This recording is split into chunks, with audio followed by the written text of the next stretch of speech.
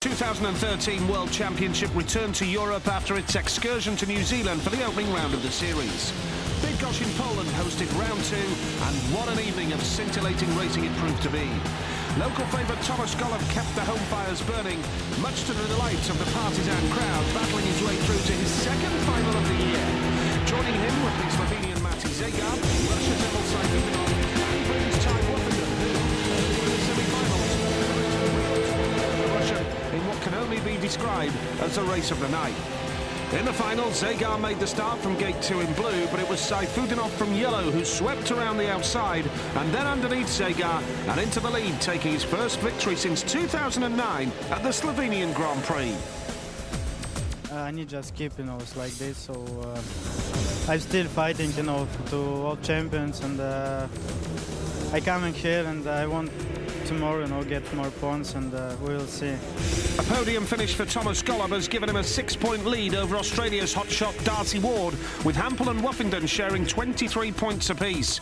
But for current world champion Holder and 2011 champion Hancock, is there concern yet about the growing points gap to Golob? You can't let him get away. If he gets a roll on, that could be the end of this, championship for a few of us. It's not a bad position to be in at this stage, and you're definitely in the driver's seat. But like I said, it's a long way to go, and anything can happen. But the guy's riding well, and that can obviously be a danger for all of us.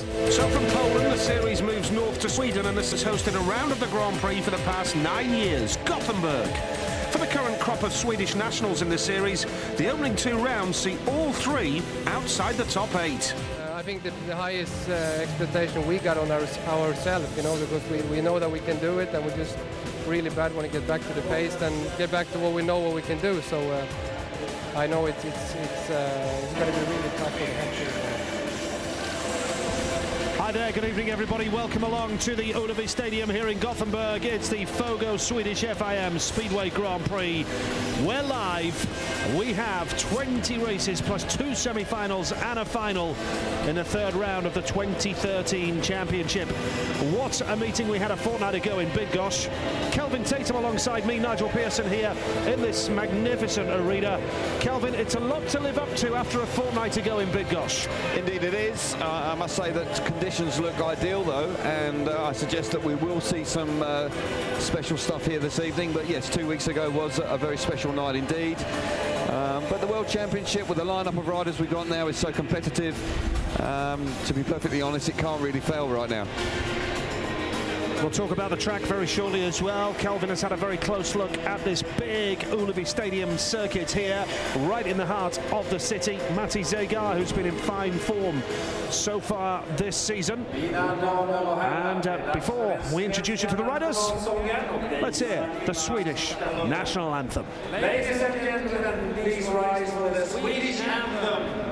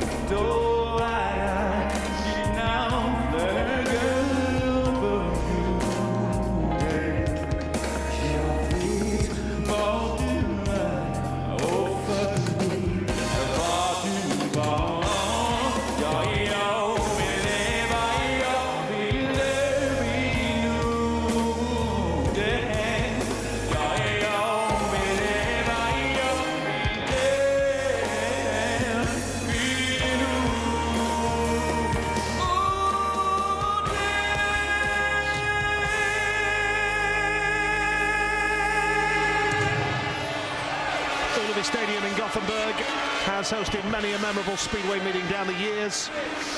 First time that riders like Eric Gunderson, Michael Lee, Jarno Pedersen won their first world titles here. That was in the world final era, but this is a new era. The young guns. Here's the reserve, Matthias Tornblom, who's 20 years of age. At reserve tonight, Dennis Anderson, a familiar figure throughout Europe. League rider for Rzeszów in Poland, Dakar here, and Paul in the UK. And the wild card, Linus Sundström has struggled so far this season. He hasn't been in good form. He'll be looking for a big night tonight. A lot of pressure. Darcy Ward, well, he's certainly flying high. Number 2 in the world at the moment. Hasn't made a final, but has been riding supremely well. Touch unfortunate not to make the final 2 weeks ago, but keep an eye out for him. What about this guy, Ty Woofenden, who is in sensational form? He's getting maximums in Poland and the UK. Had a good Grand Prix in Bydgoszcz a fortnight ago. Made the final, form of his life. He's riding high. This man also, don't count him out. He's fast, back in the Grand Prix scene. Everson certainly could be a surprise package tonight if he gets his starting right, dialed in. He's not frightened. Matti Zegar, who is now in the 32nd Grand Prix of his career, got to the final in Bydgoszcz a fortnight ago. Good meeting for him. Yeah, absolutely. But Krzysztof Kasperzak, a great enigma.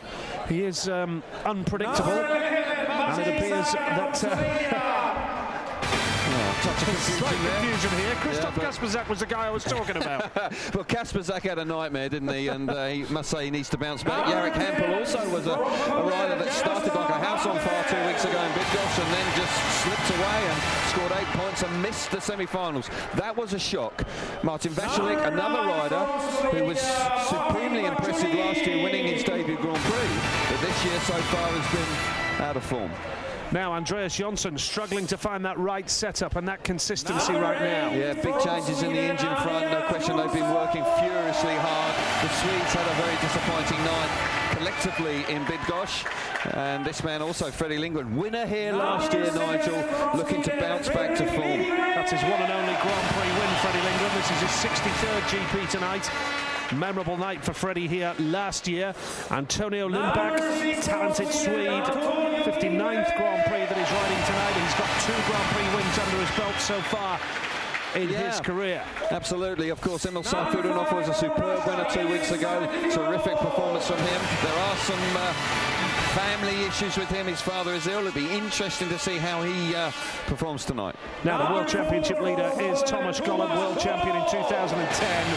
And you can never write Thomas Golub off, but you could argue this track is a bit of a leveler tonight. It is indeed. It's technical. Greg Hancock has been in the wars of late. He sustained some concussion last weekend in a league match in Poland, so but you know, he's always happy. This man, you can never write Nicky Pedersen off. Again, another rider that's had plenty of work going on since Bydgoszcz, looking for that extra little bit of speed. Chris Holder, the reigning world Speedway champion, actually won here a couple of years ago without winning a final because it was rained off after 16 heats. But he's got a good record here, Nigel. Enjoys riding here, so tonight I feel that it's an opportunity for him to hit top form. Certainly, I think the pressures of being world champion have weighed on him. Here's your lineup for the opening 4 heats of the night here. Winner a couple of weeks ago in Bydgoszcz, right on form. Leads the world by 6 points. Winner of the opening round in New Zealand. Winner here last year, looking to bounce back tonight. That's not a bad heat one. No. Everson in fine form so far this season.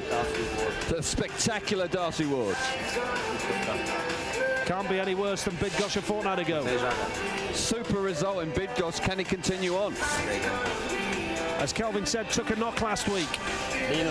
Big night. Big night for him. In the form of his life.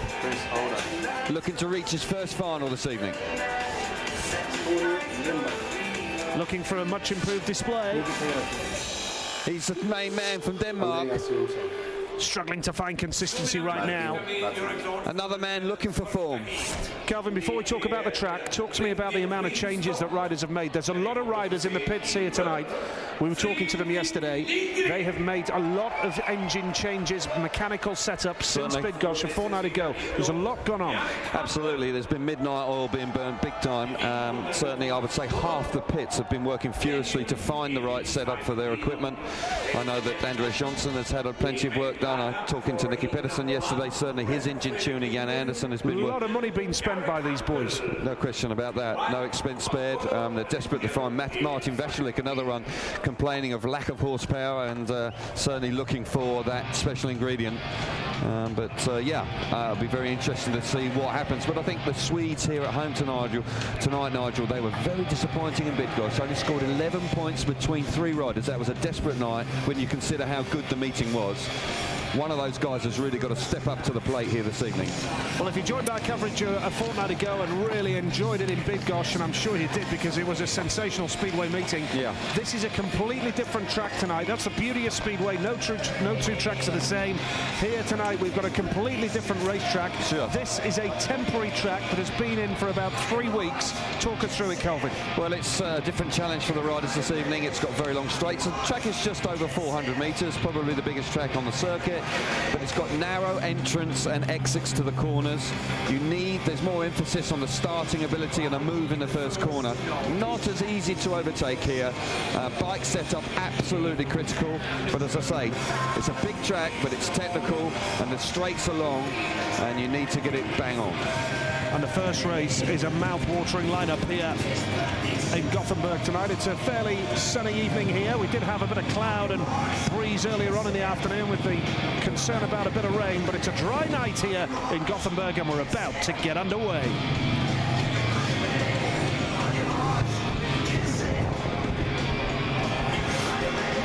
A big moment for these riders, the first race of the night on a temporary track. You don't know what to expect. It's completely different from practice yesterday as well. So these riders will be keen and anxious to get underway, Kel. You always are for your first ride. No question you're going to be nervous. It's a fantastic lineup. This lineup for Heat 1 could easily be a final. When you look at Fredrik Lindgren, won here last year. Jaroslav Hampel won the opening round of this year's World Championship. Thomas Golov coming out of Gate 3 leads the world. And of course, Emil Sainfutinov coming off Gate 4 won 2 weeks ago in Bydgoszcz. So you're absolutely right, Nigel. A mouth-watering Heat 1. But yeah, they've relayed the track since yesterday. They've dug it up. They've put a lot of moisture in the surface. And I have to say, I don't think I've seen it in better nick. I really do think it's looking spot on. Right now, the World Championship standings, Thomas Golov is on 31. That man in white leads the World Championship right now. Darcy Ward, who's 21 years old today, by the way. He'll be hoping for a special birthday celebration. He's second on 25. Hampel and Woffington, 23. Pedersen, 22. Saifudinov is on 21. Heat number 1 here in Gothenburg is coming up shortly.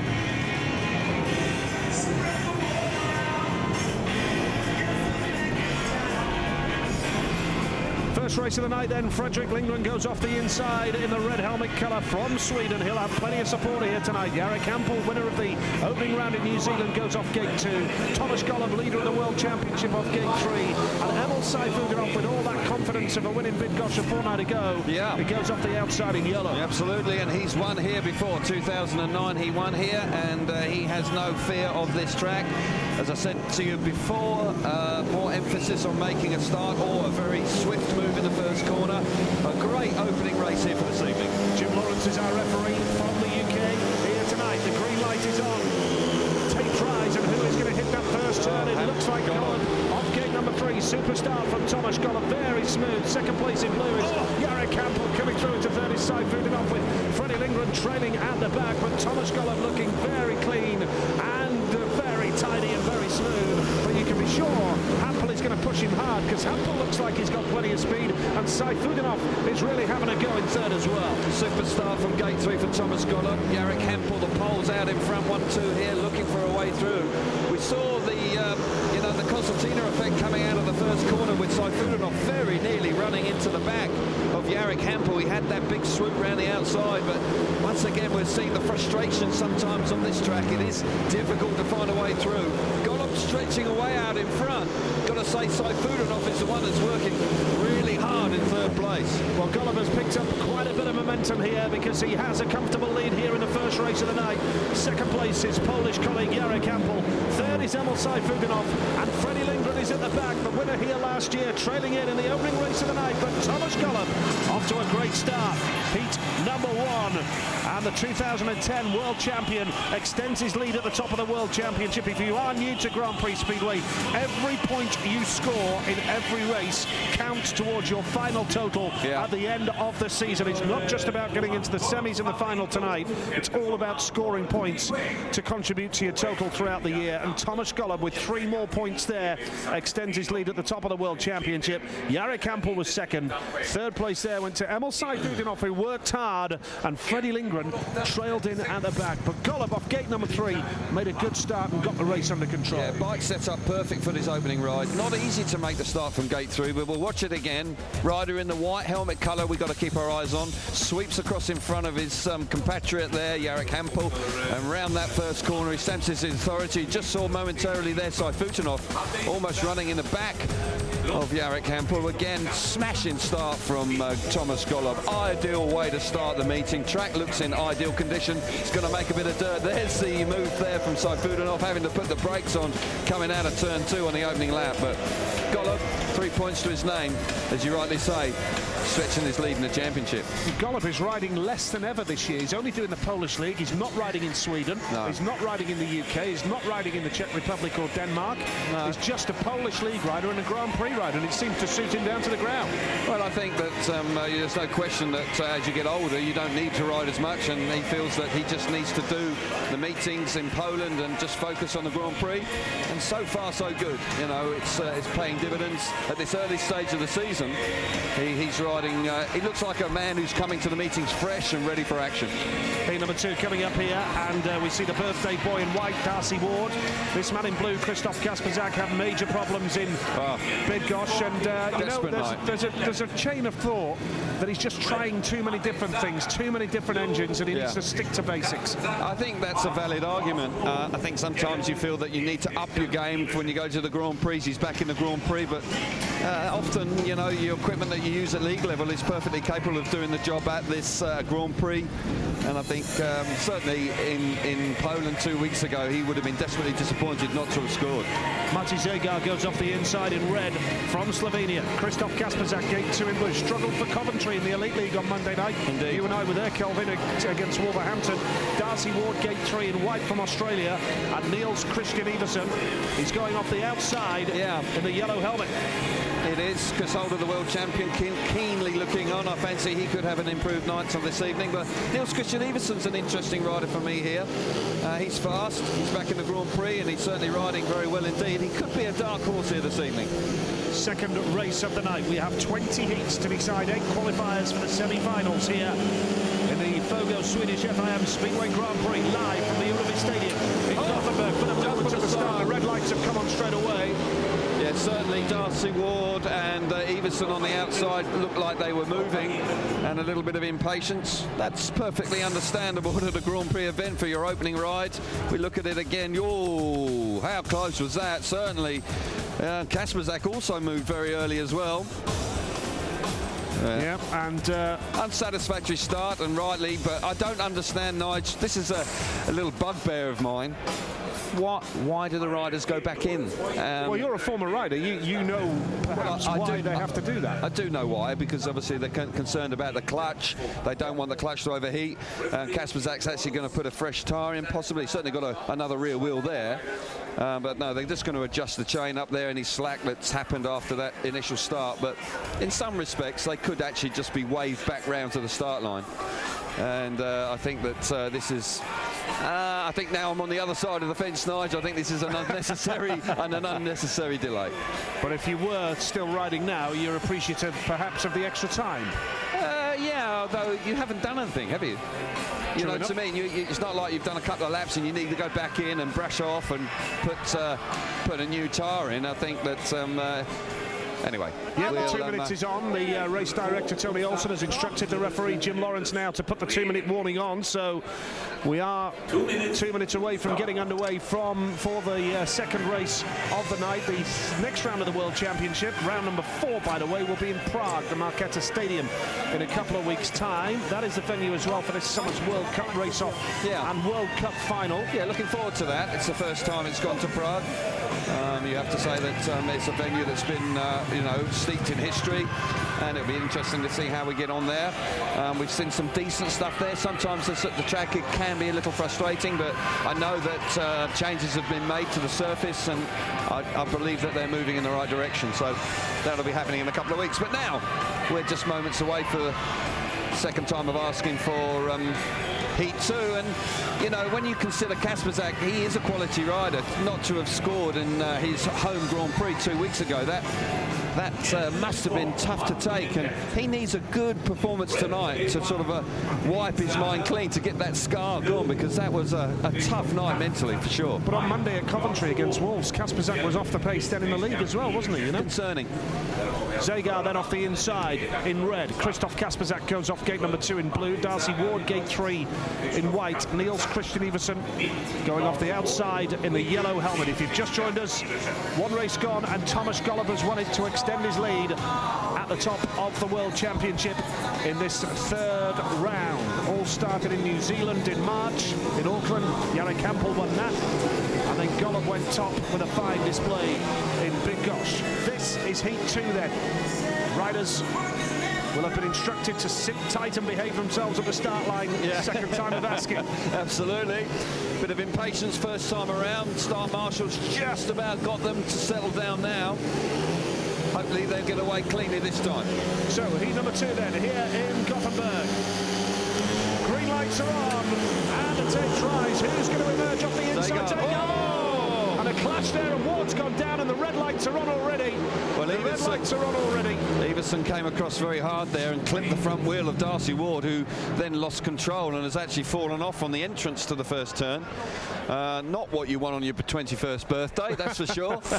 But he's got himself up, he's not injured, but clearly the referee, I wonder if he'll take him out here, because there's no question that Iversen comes across violently from gate 4 and he causes Darcy Ward to get off his bike. We'll watch it again. You watch. It's all 4. It is all 4. Yeah, he gets away with that, Iversen, because he comes across hard there and does have heavy contact with Ward. Desperate to get away. Actually makes a very good attempt to try and get across, but unfortunately he does take half of Darcy Ward's bike with him. Look, that just clips there quite hard. Ward then nearly hindsides and loses control and then slips off it. So are you saying then that perhaps there's a case there for Iversen to have been disqualified from the restart? Could have been. It would have been slightly harsh, but certainly he came across. He didn't go straight. You're meant to go straight for 30 yards, but he didn't do that. But here, when it's a Grand Prix and it's such a long way from the outside, and no, I understand entirely why Iversen's doing it, but a frustrating time for these boys. You know, Zagar made a good start there as well. Yeah, he was away, and he'll be disappointed, because you know it's always frustrating once you've hit the front and see the red lights come on. Well, watching on then for the next race, Linus Sundström is that, the wild card, who's out in the next race, heat number 3. But it's interesting talking about Darcy Ward. You know, he's been off the bike a lot this year. He's had at least 3 crashes for Pool Pirates. He had a good off, didn't he, in Bydgoszcz, where he got clipped going in the first corner again here this evening. But to be honest, he then becomes very dangerous. He can then actually pick himself up and do some really quite spectacular stuff. So you can never rule Darcy Ward out. He's a natural talent on a speedway bike, isn't he? He's something special. Yes, he is. He is a purely instinctive rider. I don't know if there's a real plan. I think he just gets on the bike and he allows his skill to take over. And for his debut Grand Prix series, after 2 rounds to lie second in the World Championship, is pretty special. Well, this is why we have the slight delay, although the 2-minute time allowance is on again here now. Just straightens him up, and he's unbalanced and just slips off the bike. Yeah, off gate 4, Iversen. But Jim Lawrence quite clearly feeling that all 4 back is the decision. And to be fair, most speedway meetings in the world, you'll see a referee just put all 4 back for that. Well, yeah, and at this level particularly. But I think also another thing to point out here that it is a very long way to the first corner. The straights are very long, and you need that good run. And Iversen was very keen to get a jump over Ward because it just gives him that extra little bit of opportunity to take advantage. Gate 4 is, without question, a real challenge to win races from there. Live in Gothenburg tonight then, round 3, and this is the third time of asking for the second race of the night. So far, Golub a winner in heat number 1. Who will join him on the winner's board here in heat number 2? Zagar, Kasperzak, Ward and Iversen. We're less than a minute away from the time allowance expiring here, and we're still waiting for Niels Christian Iversen to emerge under the tunnel from the pits on the apex of the 3rd and 4th turn here at this magnificent venue. The clock ticking away down to less than 40 seconds now for Niels, but I think he's just about to emerge any second now. Yeah, here he comes, Nigel. Last minute change around. I'm sure they've stuck a new tyre in there, and he'll be keen to try and get across. Maybe a little bit of damage with that contact with Ward, but let's keep our fingers crossed for the third time of asking we get away cleanly. Well, here's the lineup, and it's the third time that you've seen it, so you know exactly who's in the race. Zagar, Kasperzak, Ward and Iversen. Hasn't changed. Hasn't changed at all. And here we go again. Can they get away and get the 4 laps done this time around? It's tense.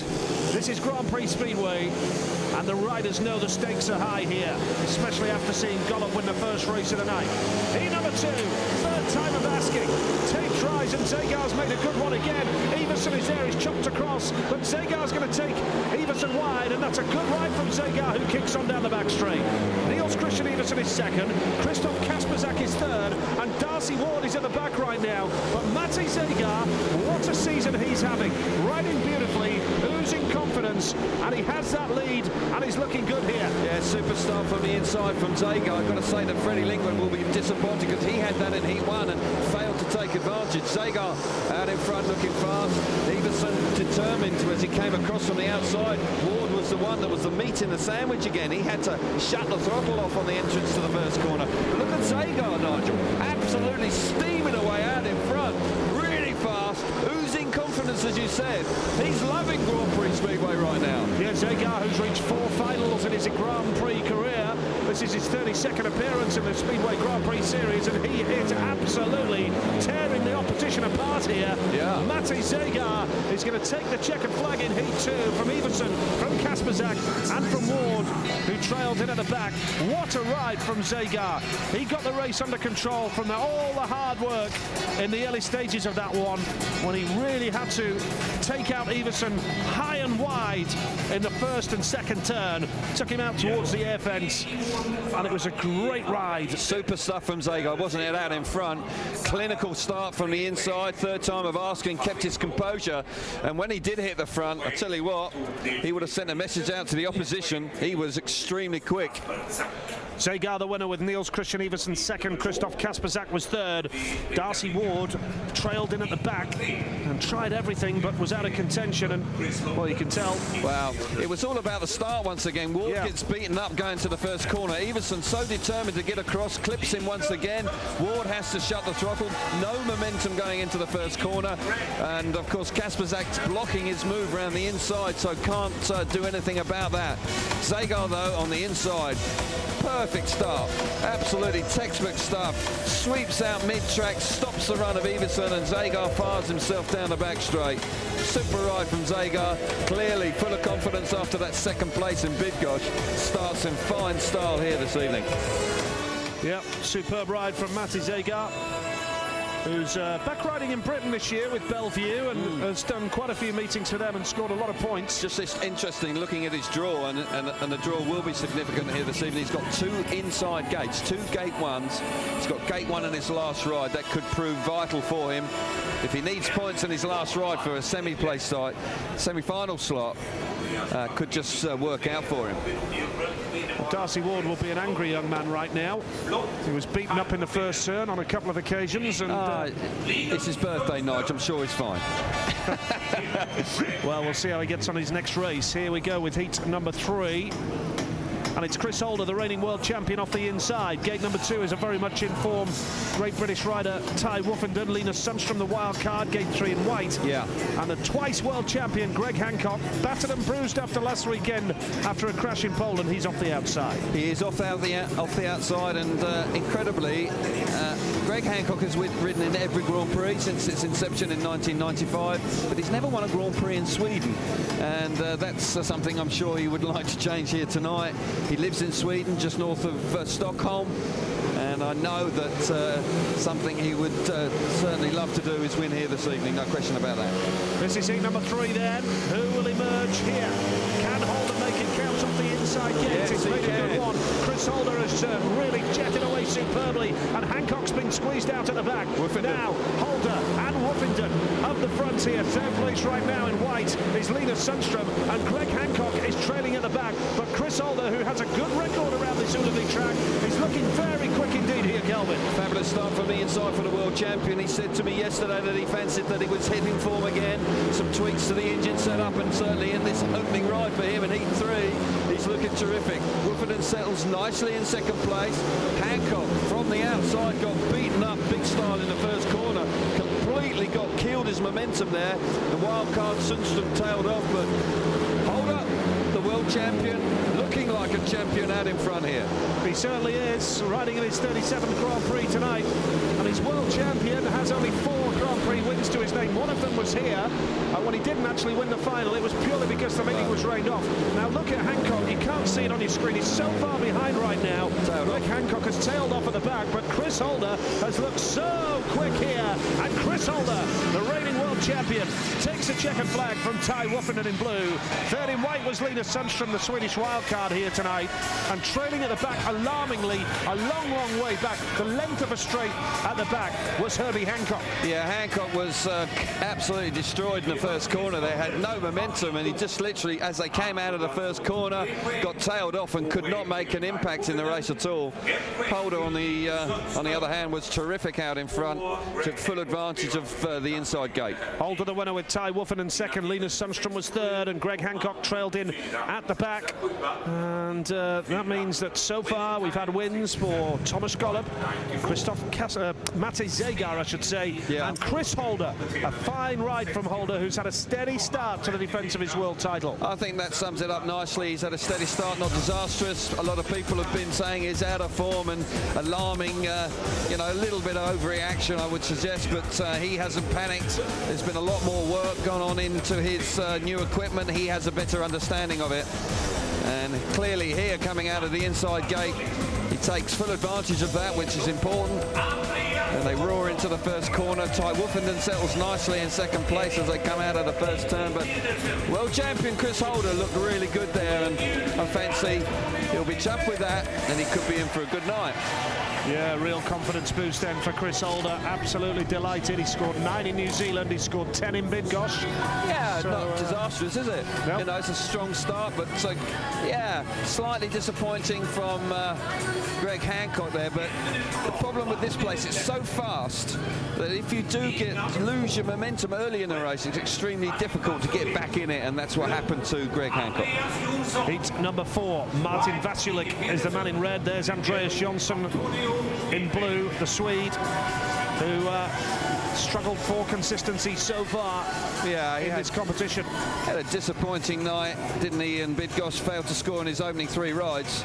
Vasilik goes off the inside, Jonsson off 2, Nicky Pedersen, he goes off gate 3 in white, and Antonio Lindback, he's going off the outside, only 9 Grand Prix points from 2 meetings so far. Yeah, poor start. Andreas Jonsson scored 11 in New Zealand, but only got 4 in Bydgoszcz. The Swedes had a dreadful night in Poland a fortnight ago. Yes, they did. Freddie Lindgren started poorly here this evening from the inside gate, so that was disappointment for him. The other 2 are out here head-to-head in gates 2 and 4 now in heat 4, and I suggest that somewhere one of them has got to really turn things around, because Lindback on the outside there in the yellow helmet colour was in fantastic form at the end of last year. This is heat number 4. Great start from Vasilik off the inside. Now it's getting very tight in that first turn. Lindback from the outside. What a move from Lindback. They all bunch up down the back straight. Now Nicky Pedersen down the back straight, comes past the man in red, Martin Vasilik, and Pedersen goes into the dirt on that bottom turn. Vasilik comes back for more, but Nicky Pedersen will not be beaten up there.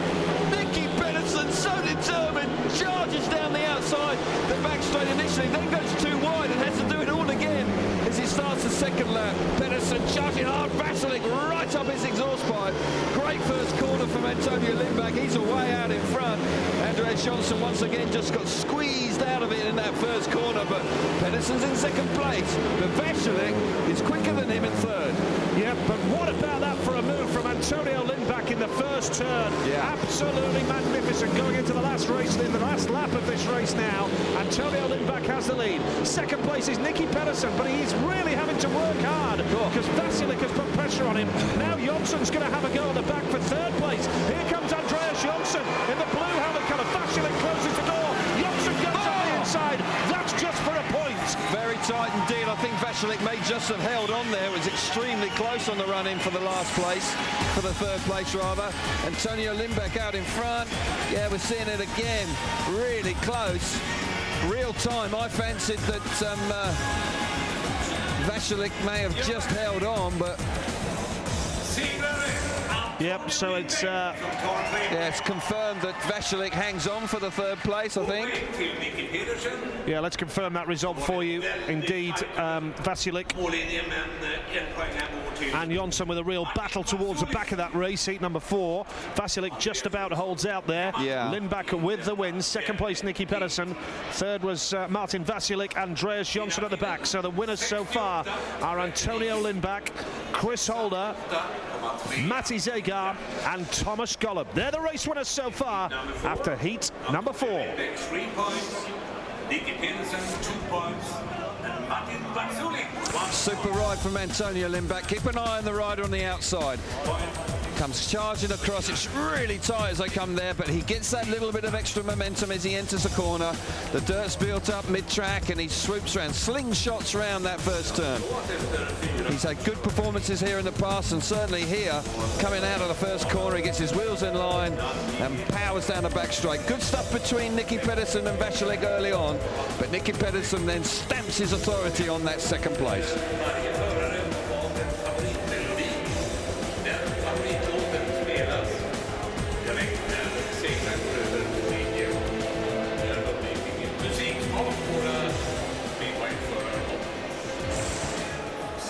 Yeah, great ride from Lindback. The way he did it in the early stages there was superb. All the hard work done in the early stages. Now Chris Holder, the reigning world champion, he's with our man Steve Brandon. Chris Holder, you said at the end of practice yesterday you sleep well last night. Did you sleep well? And also that was a great start.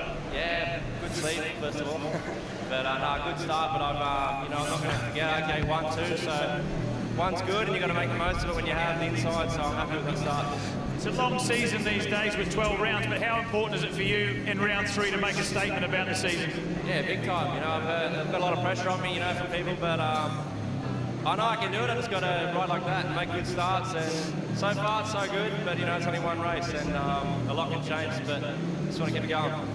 But just between you and me, have you been putting a bit too much pressure on yourself?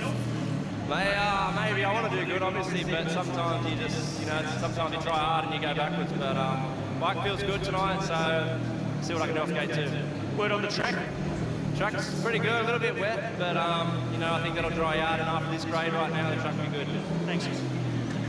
Well, to be fair, it's not as well as it has been in previous visits to Gothenburg, but talk about pressure as a world champion. You were world long track champion, Kelvin. Yeah. And you know what it's like to be a marked man.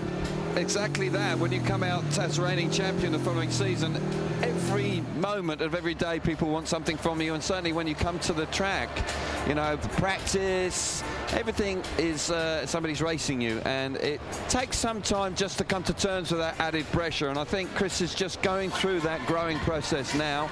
I think if he has a good, strong performance here this evening, I do believe he's happier with his equipment. I think that all of a sudden he'll grow into that role. A big, strong performance here. I think he'll kick on. Let's hear from a very much informed Ty Woffenden, who's with Steve Brandon now. The commentator just said the informed Ty Woffenden. Where's it coming from? Yeah, I don't know. Just everything's gone good this season. Pretty happy with the second. Got to keep collecting points until the final, semi-final. So. Happy with the speed? You look like Chris wasn't getting away from you. Yeah, I was going to make a couple of little changes. I was just labouring a bit coming out the corners, so yeah, hopefully have a little bit more pace in the next one. Just, when you get that chance early doors in the meeting, how important is it to be quick with those changes and make them accurate? Yeah, definitely. Chris made a good start, to be fair, and he pulled away a little bit on a couple of laps, and that was just because as I was coming out into the dirt, the engine was just dropping its guts a tiny bit. So, you know, I made some changes, get it singing a bit more, and fingers crossed should be quicker on the next ones. Practice track, race track, a lot of differences? Pretty similar to the first practice. The second practice was really, really slick, but, you know, I'm sure after there's been a few heats and a few track grades, it's going to change. As always, fortune will favour the brave. Keep up the good work. Yeah, he's looking good in the Ty Wolfenden there. He's on the job. He's cleaned his act up. He's riding brilliantly, and he had a strong result there.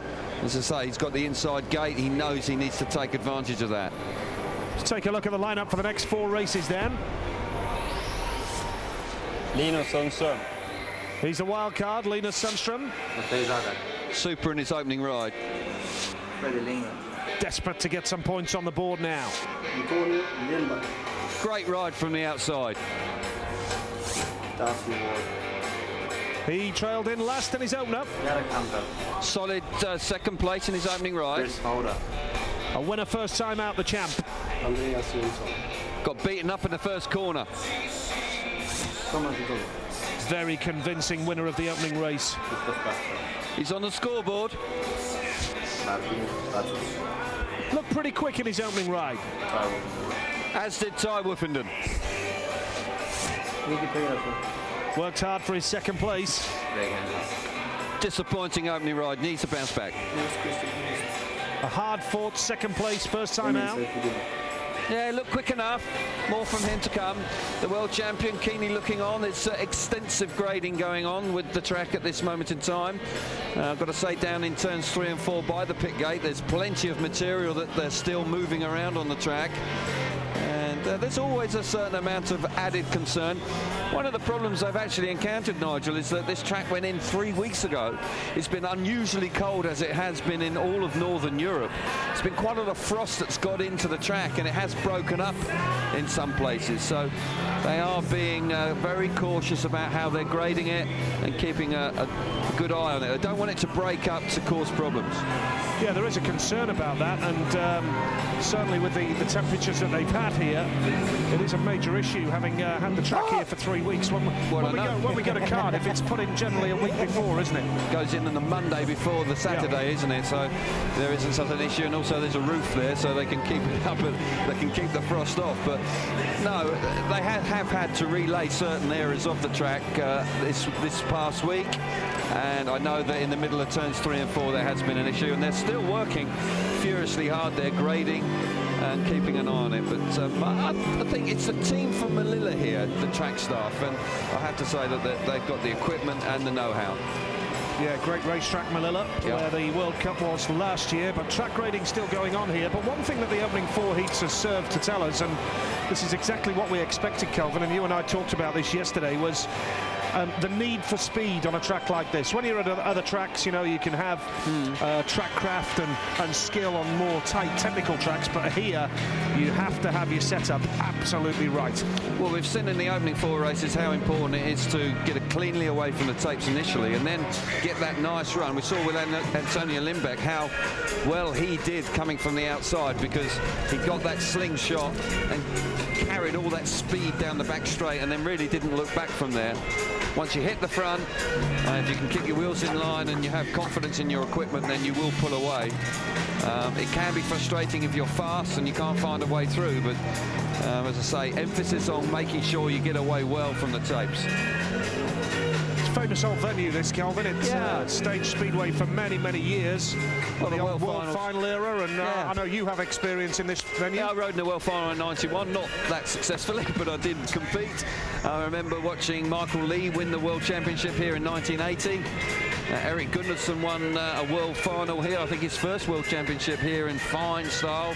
And 1984. 1984 that was, and I have to say it was a special night that was. Yeah, it's steeped in Speedway history, the Ullevi, no question of that.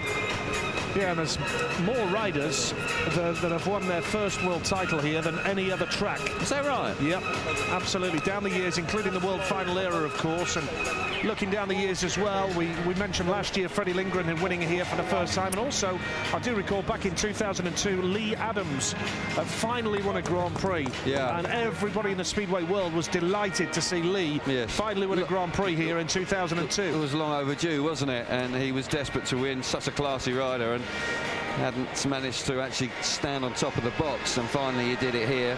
And he actually was very successful in Sweden from then on. He won several Grand Prix in Sweden, so it was emphasis. But as I say, there's plenty of work going on the track again, Nige.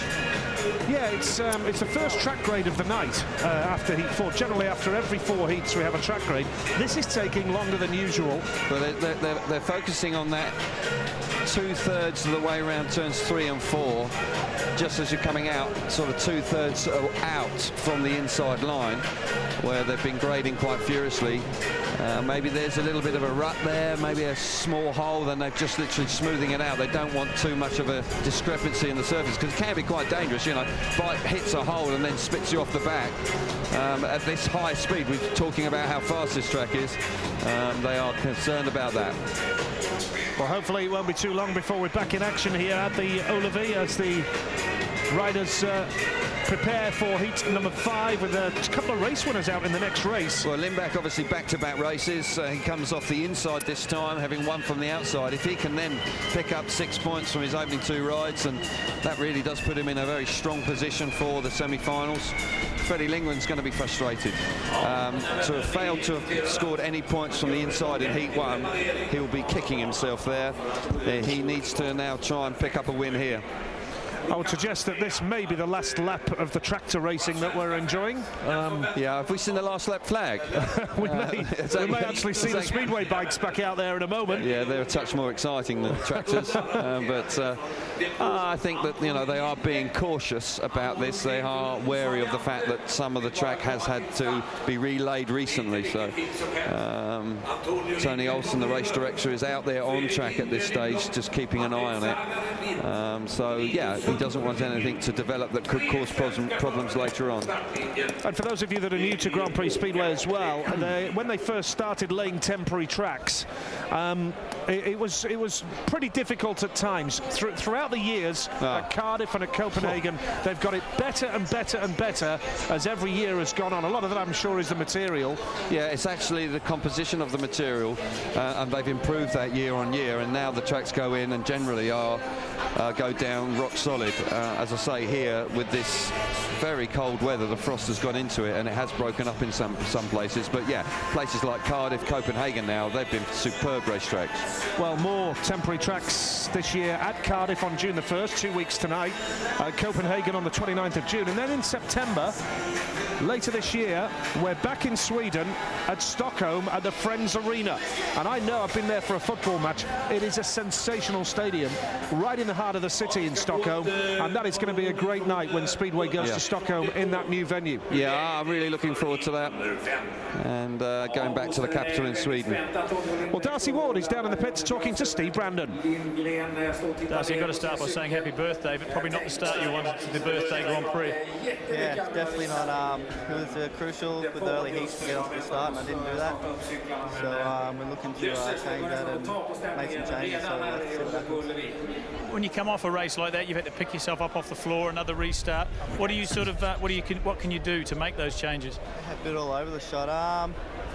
Just, you know, it's each race is hard in these Grand Prix. So next race is another race, so we'll have to go out there and do my best. So I'm looking forward to it. Darcy Ward enjoying the Grand Prix series? I was until then. So now, yeah, of course, it's obviously a big step. It's where I want to be. So we're here now. I'd just like to say thanks to everyone who made that sign back home.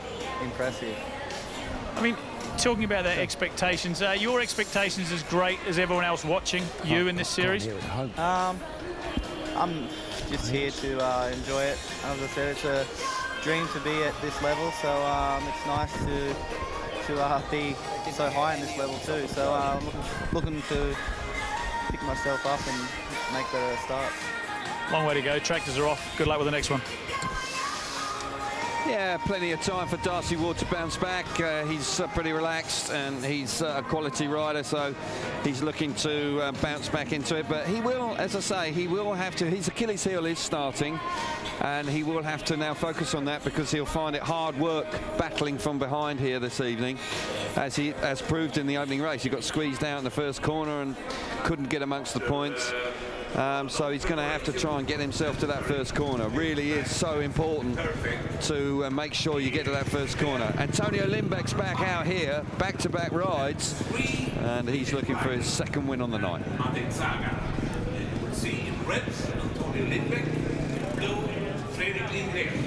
Well, if you have just rejoined us here in Gothenburg, apologies for the delay. We've only had 4 heats so far, but a lot of track grading has just taken place, and we're about to get underway for heat number 5 and our second set of rides here. Every rider has just completed 1 ride so far. Winners so far: Thomas Gollop in heat 1, Matti Zegar gate 2.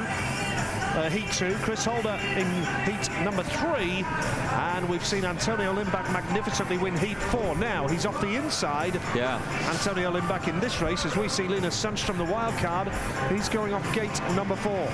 Yeah, and gate 1's been working well. Freddie Lindgren had that in his opening ride and failed to take advantage. He failed to score in that one. It's out of gate 2, but Lindback is going to be a threat, because he's a confidence rider, and if he gets his dander up, he can be a real tough cookie. 2 Swedes in heat number 5. The home fans will be getting right behind them as we resume the action here. 1 minute left. Inside is Antonio Lindback, winner first time out. Fredrik Lindgren failed to score here off gate number 2. Matti Zegar, a race winner, he goes off gate 3, and a third Swede, Linus Sundström, goes off the outside, the young wild card in heat number 5. Yeah, he was a little bit outpaced in his opening ride. Linus Sundström has got quality, but has been out of form so far. Riders keenly looking on. Niels Christian Iversen was solid in his opening ride, but Freddie Lindgren under pressure. Brilliant start from Antonio Lindback in his opening ride. Plenty of rivalry between the 2 Swedes on the inside 2 gates. Zegar, he's a danger man also, coming out of gate 3. Very, very impressive in his opening ride. Tense stuff, just about to get underway with heat 5. So, 5th race of the night then. Antonio Lindback, who did it the hard way from gate 4 in the previous race. Seems a long time ago now. Yeah. But we're back and ready for action. 2 race winners here. Lindback off the inside, Zegar off gate number 3. Can Lindgren get it right? Oh, a bit of movement at the start, but the referee has allowed the race to continue, and Lindback hits the front. Super ride from Antonio Lindback down the back straight now. Coming around in second place is Linus Sundström. Third in blue is Fredrik Lindgren. And trailing in the back is Matti Zegar, who won his opening ride. But Antonio Lindback is looking superb. He won his previous race, and he's got this race under control as well. Fabulous start from the inside. Look how fast he is. He's pouring it on down the back straight second time around. Flying out in front. Sundström was good, got around the outside. He's a little bit out of shape there. They're queuing up behind him with Lindgren in third. Zegar, brilliant in his opening ride. Just shows you how frustrating this place can be. If you don't get to that first corner, if you don't stamp your authority early doors, so hard to make an impact. Antonio Lindback is a flying machine here in Gothenburg tonight. Yeah. He's going to get 2 wins out of 2. He's going into the final lap of heat 5, barring any mechanical failure here. Linus Sundström, the wild card, is second, with Freddie Lindgren in third place right now, and Matti Zegar trailing at the back. That's going to be a win and a last for Zegar. Inconsistency here in Gothenburg, but what a win for the Rio Rocket, Antonio Lindback in heat number 5. Super ride. The Swedish fans are delighted with that, and rightly so. Lindback back-to-back wins, moves on to 6 points at this early stage of the night, almost into the semi-finals. And you have to say that he's shown plenty of speed and bounces back to top form after 2 disappointing Grand Prix. That's what we saw at the end of last year from Lindback. That was devastating, inspirational type of riding. Very much so. 2 rides and 2 wins. Absolutely superb. Lindback the winner. Linus Sundström was second. Freddie Lindgren gets his first point of the night. and Matti Zagar trailed in at the back there. So Antonio Lindback, 6 points out of a possible 6. A magnificent display so far for Lindback, who scored 6 in New Zealand. He scored 3 in Bydgoszcz, got 9 overall in the series before tonight, and has added 6 to that already. Well, once again, the inside gate, he went right in the rut. There's a big rut on the inside at this early stage. He went right there and it fired him forward.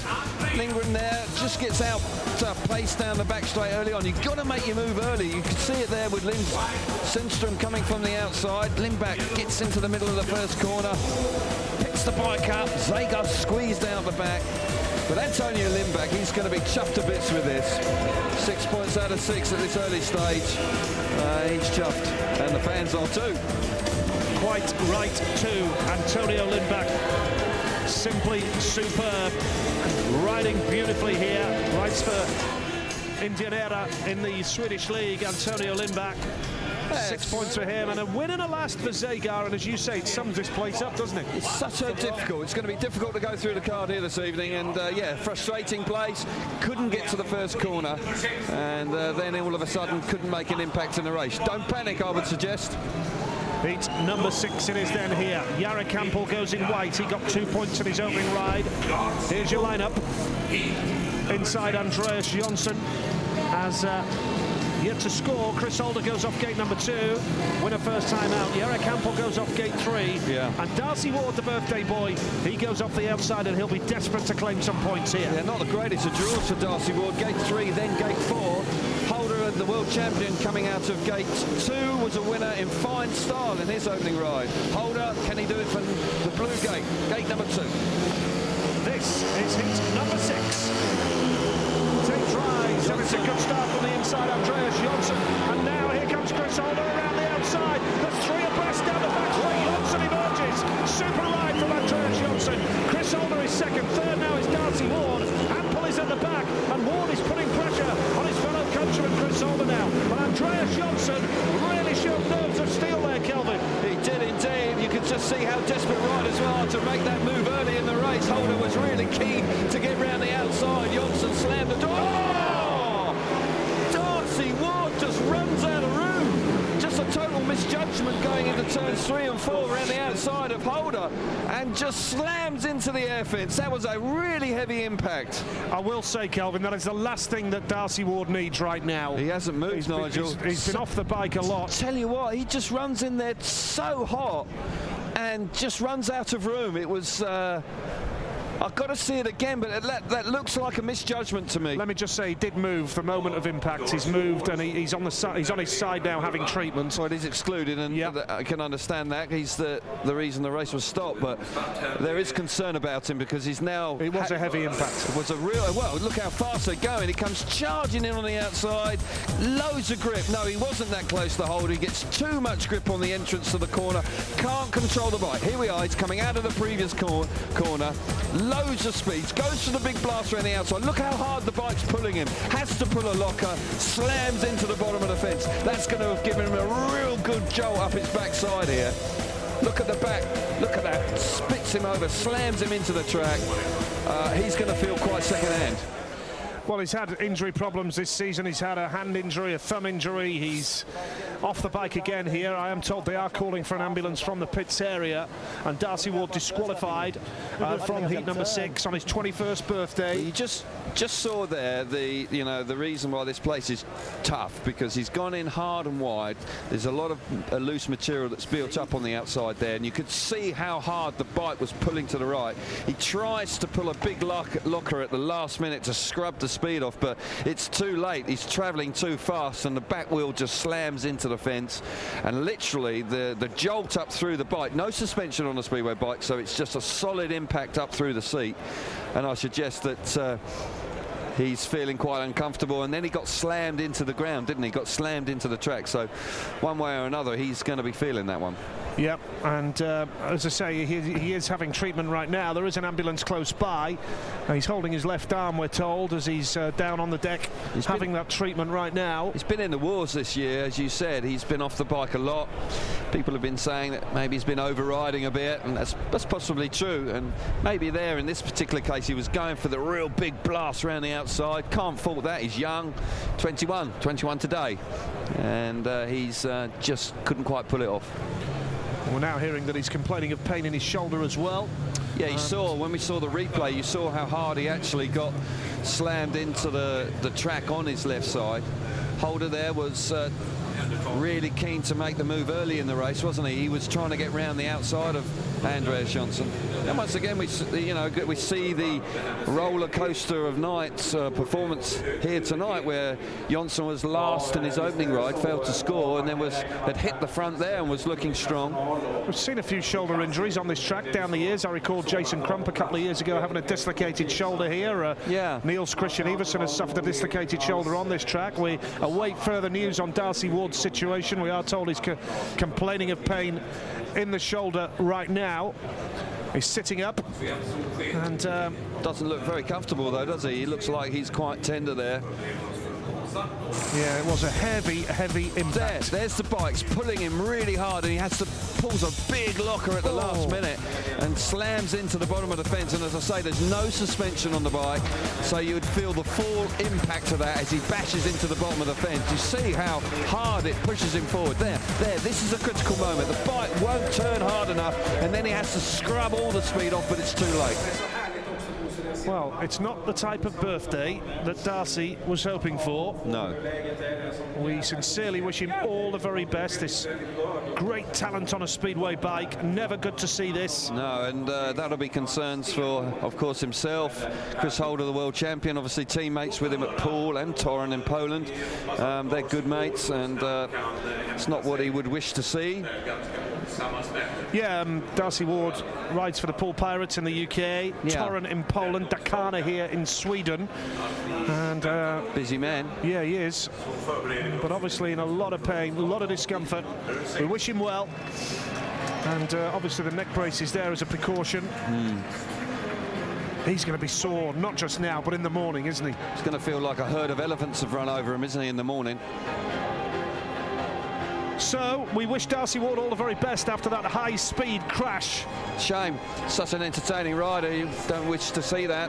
Want to see him involved in the meeting. He has been a revelation so far this season in the Grand Prix. Lying second in the world coming into this event, and you know, he's been off the bike twice this evening, and that one was a really heavy impact, and no surprise to see that he's having to have a proper examination after that one. Yeah, it wouldn't surprise you, would it, if from the medical room they take him to the local hospital for an X-ray to see exactly what the position is. Be very surprised to see him ride again tonight. Yeah, absolutely right. And all the very best to Darcy Ward. As we mentioned, he's been off the bike quite a few times this year. Well, yeah, he had that chain come off at Poole, didn't he? And the bike stopped and just threw him over the handlebars and injured his wrist and then his hand, collarbone, possibly. It's a very common injury in Speedway when you get thrown over the handlebars and you crash into the track. Another delay. It's been a bit of a stop-start sort of evening so far. Do the other riders watch that and get affected by it, Kelvin? I suppose it's a mindset where you have to put that out of your mind once you get back on the bike. It's part of the game, I'm afraid. It's a tough sport. Injuries are part of that. If you were worrying and concerned about injuries that much, you wouldn't go out there. So, yes, of course, they would have witnessed that. But, yeah, you've got to put it out of your mind. Certainly Holder, when he puts his helmet back on now for the rerun, he'll be concentrating on winning this race. He can't afford to be thinking about his friend who's possibly broken his collarbone. Ward and Holder, big pals, but of course, as we saw in Bydgoszcz, big rivals in the Grand Prix as well. Yeah. When they were throwing the bike at each other. It's an individual sport, this one, isn't it? You know, everybody for themselves, and it can test relationships and friendships at times. And certainly there was contact between them a couple of weeks ago. Greg Hancock disappointing in his opening ride, looking on. He'll be desperate to get back out there because it's a massive gap. He's not out until heat number 8. And this man, of course, who won the opening race, he was in Heat 1. He's had to be very patient. We spoke about Golub. He's literally riding probably once a week at the very most, and most of these guys are going to be riding at least 3 to 4 times a week once all the leagues are up and running. Swedish league, as you rightly say, starts next week on Tuesday. But Lindback, he's quite relaxed, isn't he? He's had a smashing start to tonight. 2 wins in heats 4 and 5. Oh, brilliant start to the night. Yeah, he looks super cool and quite right too. Nicely relaxed, Antonio Lindback. And the restart of heat number 6 is just moments away. Jarek Ampel, the man in white, going off gate number 3, winner in New Zealand, as we said earlier. Can't understand what happened to him in Big Gosh. He won his first ride and he looked fabulous, really fast, and then just had that engine failure and then just sort of slipped away. And he was I fancied him for Big Gosh. I thought after winning in New Zealand, I thought he'd definitely back it up with a semi-final, but missed out on 8 points, and he needs to find the consistency. Of course, he had that nasty injury, broke his leg and dislocated his ankle last year in Copenhagen. That was a tough injury to overcome. He came back at the end of last season and certainly was clearly lacking confidence, but to win in New Zealand was a massive boost for him. So, you know, and he's a top 3 runner, isn't he? You know, he's been top 3 in the world on more than one occasion. Yeah, because when he came back from injury last season, towards the back end of the 2012 Grand Prix Series, Ampel was struggling for form, struggling for confidence, but of course he's clearly worked hard during the winter. Yeah, he's fit. Yep, he's fit, and that injury in Copenhagen, I remember it was yesterday, the way he lay on that first turn and his foot was going the wrong way, and yeah absolutely. Nasty. Very much so. Here we see Chris Holder, the reigning world champion, ready to go in blue. And Andreas Jonsson's going to have to do it all again off the inside gate, because, again, we have to say that Andreas Jonsson was very, very quick. We are still awaiting the return of the medical cover here, because they have to attend to Darcy Ward. So we're very hopeful that it'll be a couple of minutes or so before we back on with heat number 6.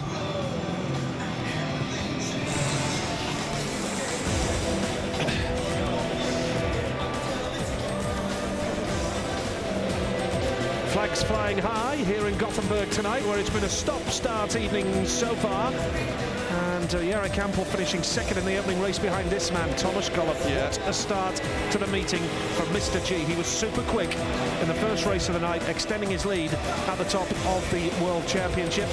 Heat number 2, and Matti Zagar in red, absolutely jet-propelled, and Darcy Ward down in that first race before we saw him go down again just a few moments ago.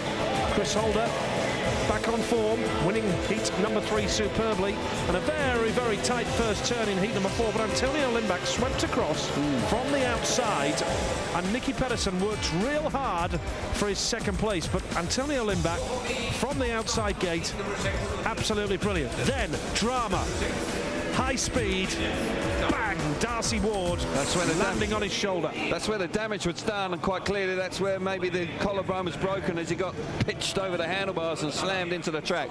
Riders are at tapes. Looks like we're going to get back on with the action. As you said, Andreas Jonsson on the inside, Nigel, he's the one that's got it all to lose here. How hard is it, Kelvin? It must have happened many times in your career where you're leading a race and you've got to go and do it all over again. And often the case is that you miss out second time around, and the other 3 riders can capitalise. So yes, it is a mental test to actually then put it out of your mind that you were in front when the red lights came on. You've got to try and go back into this as if it was the first time of asking. But he's on the inside, and that's the best gate to be on. So can AJ do it again? Jarek Ampel, can he make the start off gate number 3 here? 3 riders only because of disqualification of Darcy Ward for being the cause of the stoppage here. And we wish him well, and as soon as we get an update on Darcy's condition, we will of course bring it to you. Andreas Jonsson off the inside, then yet to score a point. Chris Holder, the reigning champion, off gate number 2 in blue. Jarek Ampel goes off gate 3 in white, and there's no rider off the outside. If you have just joined us here in Gothenburg tonight, we're an hour or so into this meeting. We've only had the 5 races so far because of stoppages. This is the restart of heat number 6, and what a start from Chris Holder. Sensational gate from Chris Holder off gate number 2, and now coming around in white in heat number 6 is Ampel, and Andreas Jonsson is relegated to 3rd after leading the initial staging of this race. But Kelvin, Chris Holder got it absolutely right from the start there. Absolutely perfect start from gate 2, flew out of gate 2 and railed it around in the first corner and is flying out in front. Andreas Johnson, you've got a feel for him. He was away in the first time of asking him this. He's out the back, he's in third place. Hampel now in second place, but he can't touch the champion. Holder out in front, back on top form. And we did say, didn't we, before the race, how often does it happen when you lead a race, it gets stopped, and then in the restart you've got to try and go again. Johnson was leading, Johnson was leading heat 6 when Darcy Ward crashed. We're now in the last lap, and Johnson looks like he's only going to gain a point from this. Chris Holder, the world champion, down the back straight, into turns 3 and 4 for the final time. Looks like it's going to be 2 rides and 2 wins for the reigning World Speedway champion. Super ride from the world champion out in front. Brilliant start out of gate 2, jet propelled, an electric reaction away from the tapes, and then he got himself in the ideal position in the first corner, got the back tyre on the edge of the grip and fired himself to the front. Hampel settled nicely in second place. Bitter disappointment from Andreas Johnson there. He'll be gutted. He was out in front when the red lights came on, when Ward got off the bike. Missed out there, Andreas Johnson. Yep, the race winner then, Chris Holder. 2 rides and 2 wins for him so far now. Hampel was second, Johnson was third, and it's Holder and Lindback who are the 2 unbeaten riders so far after 6 races. Happy days in the Holder camp. Yeah, he looked so much more comfortable on the bike in the testing yesterday, and I just sensed that he was going to be in for a more successful evening. Look at this start. This is the second time. That's perfect. As a rider, you'll be delighted. The bike fires you to the first corner. You have the luxury of being able to sweep up the banking in the first corner and get that extra speed. Andreas Johnson tries to threaten on the inside on the opening lap, but Hampel, he's an experienced campaigner. He doesn't shift out of the way, and he stamps his authority on that second place. But Chris Holder out in front, mightily impressive. And Lindback and Holder, unbeaten, they will meet in heat number 12. That's a tasty looking lineup already as we move on to race number 7. Yeah, very much so. And here's Ty Woofenden, the man in the red helmet colour, who we wish well for his bike ride, of course, from Wolverhampton to Cardiff, where he's raising money for Cancer Research UK. We wish him all the very best with that. And it's a great cause in memory of his father, of course, who died 3 years ago. But Woofenden on the Speedway bike, super quick these days, has got his season absolutely dialed in. Got off to a flying start this year. He's been scoring double figures points hauls in all the leagues, and his Grand Prix season has kicked off in fine style too. So we move on. Heat 7, Woofenden off the inside with Martin Vasilik going off gate number 2, Christoph Kasperzak gate number 3, and Thomas Golub going off the outside. Wow, he's had a long wait. You know, he was out in heat 1, that seems like an hour ago. Would have had to warm the bike up. He's going to have to warm himself up. But he came out of gate 3 in his opening ride and was clean as a whistle going into the first corner and won comfortably. He's got Ty Woofenden on the inside, though. Might be a little bit tougher from the outside this time. We have seen winners from gate number 4. Can Golub make it count here? Good start from Woofenden off the inside. He has a cheeky look over his shoulder as well. Cutting up the inside, it's very close now, but Woofenden goes high and has got lots of drive. Golub now charging through into third place. Second place here is Christoph Kasperzak. Thomas Golub is third. Trailing at the back is Martin Vasilik, but Woofenden looking over his shoulder with time on his side, looking so calm and collected up front here. And the man at the back, Martin Vasilik, had just lost control as well, but it's Woofenden from Kasperzak, from Golub. Yeah, Woofenden was terrific once again from the inside gate. He had a sneaky look over his right shoulder early on just to see where the opposition was. He's out in front, he's oozing confidence, he's got plenty of speed. Great start for him, moving on to 5 points. He's moving further and further away. We're seeing it in every heat so far. Once the rider hits the front, you get away, but he's looking great. Down the back straight at the opening lap, Kasperzak and Golub beat up Martin Vasilik, but the race is all about Woofenden, Nigel. He's looking great. Yeah, Woofenden looking very smooth into turns 3 and 4 for the final time. The British fans in the stadium are delighted with that. Ty Woofenden gets a victory under his belt. Heat number number 7, Woffington from Kasperzak from Golub. Martin Vasilik trailed it at the back, but Ty Woffington is riding superbly right now. He got a maximum for Wolverhampton last Monday. He's got maximums for Wroclaw in Poland. Doesn't ride in the Swedish league, does Poland, the UK and the GP. And my word, what a display from that young man in heat number 7. Confirmation of the result. Ty Woffington the winner. Christoph Kasperzak was second. Third was Thomas Golub. Martin Vasilik trailed in at the back there. Oh, super ride from Ty Woffington. He moves on to 5 points into third place overall after 2 rides. And that's an excellent start from him. Got to say, he looked terrific out in front. Was looking around once or twice, but I suggest just to make sure, probably couldn't quite believe how far in front he was. Look, he looked to the right almost immediately, and he swept up the banking right into the grip and fires himself down the back straight. Martin Vasilik is absolutely beaten up going down the back straight on the opening lap. 2 Polish riders go either side of him coming out of this first corner.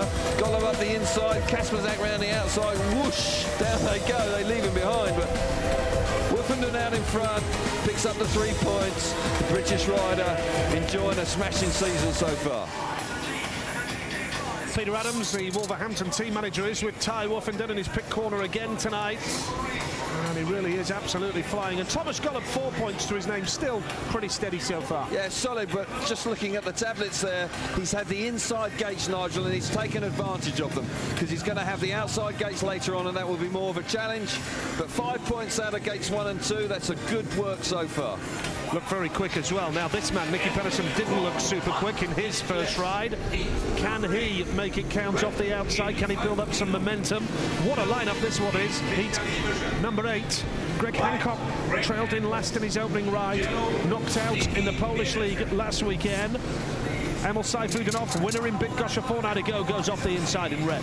Niels Christian Iversen is off gate 2 from Denmark. Gate number 3 is Greg Hancock, yet to score a point. Nicky Pedersen goes off the outside. Had to work hard for his 2 points in his opening ride. Rarely does it easily, does he, Nicky Pedersen? You have to say that so far this season he hasn't been quick, but he's been scrapping for every point, and he did it the hard way. And certainly he had to get round the outside of Martin Vasilik on 2 occasions in the opening lap on his opening ride, but coming from the outside here, he's got some real hard charges on the inside of him. But Pedersen, he's probably the bravest rider on the track. Don't ever rule him out. This is heat number 8. After this race, every rider will have completed 2 outings here in the FOGO Swedish FIM Speedway Grand Prix. And away from the start, Pedersen, gate number 4, magnificent. Now he's going to go high, but Seifudenov is there. They stayed on the bike, down the back straight. Pedersen, Seifudenov. Pedersen's the man in the yellow helmet. Seifudenov is the man in red. Third in blue here is Niels Christian Iversen, and Greg Hancock is once again at the back. But Pedersen has the lead, but Seifudenov is right up his exhaust pipe here. Nicky Pedersen from the outside, fabulous start, gets to the first corner. Seifudenov very nearly got up the inside of him down the back straight on the opening lap. Pedersen now beginning to stamp his authority on the race. Hancock desperately looking for a way through with Niels Christian Iversen in third place. Pedersen stretching his legs here, Nigel. Looks like he may have found a little bit of extra speed. Seifudenov now back out in the dirt. The 2 boys in 1 and 2 stretching away. Yeah, Nicky Pedersen looking very quick here now. He made a super start. Seifudenov isn't off the pace where Pedersen's concerned, though. No. He's still giving it a go, but it looks as though Nicky now, in turns 3 and 4, is going to take a victory and put himself onto 5 points out of a possible 6. He'll be absolutely delighted with that. Hard work off gate number 4, but he got there from Seifudenov, from Iversen, and Greg Hancock, twice world champion, yet to score from 2 rides. Who would have thought that? I just wonder whether his fitness is an issue tonight after his big get-off in Poland last weekend. Well, he suffered concussion, and it may well have a lingering effect on him, but he's had a disappointing start tonight. Pedersen, the race winner then, with Emil Seifudenov second. Niels Christian Iversen was third. Hancock at the back. After 2 rides apiece now, Lindbach and Holder lead the Grand Prix, with Nicky Pedersen and Ty Woffington on 5 points apiece. Super ride from Nicky Pedersen, coming from the outside gate there, was absolutely jet propelled. He came under a lot of pressure from Emil Sayfutdinov down the back straight. When we watch him go down the back straight, very nearly gets there. Contact between the two boys coming out of the first corner. Shame we don't see it all the way down the back straight because it got really tight there. Pedersen, yeah, he slams into the side of him and he just charges down the back straight. But Pedersen, as I say, the bravest rider out there, can never fault his commitment. Picks up a very useful 3 points, slamming in the side of him. Good stuff in the first corner, really good stuff indeed. Nicky Pedersen, a 3-time world champion, really does the business, moving on to 5 points.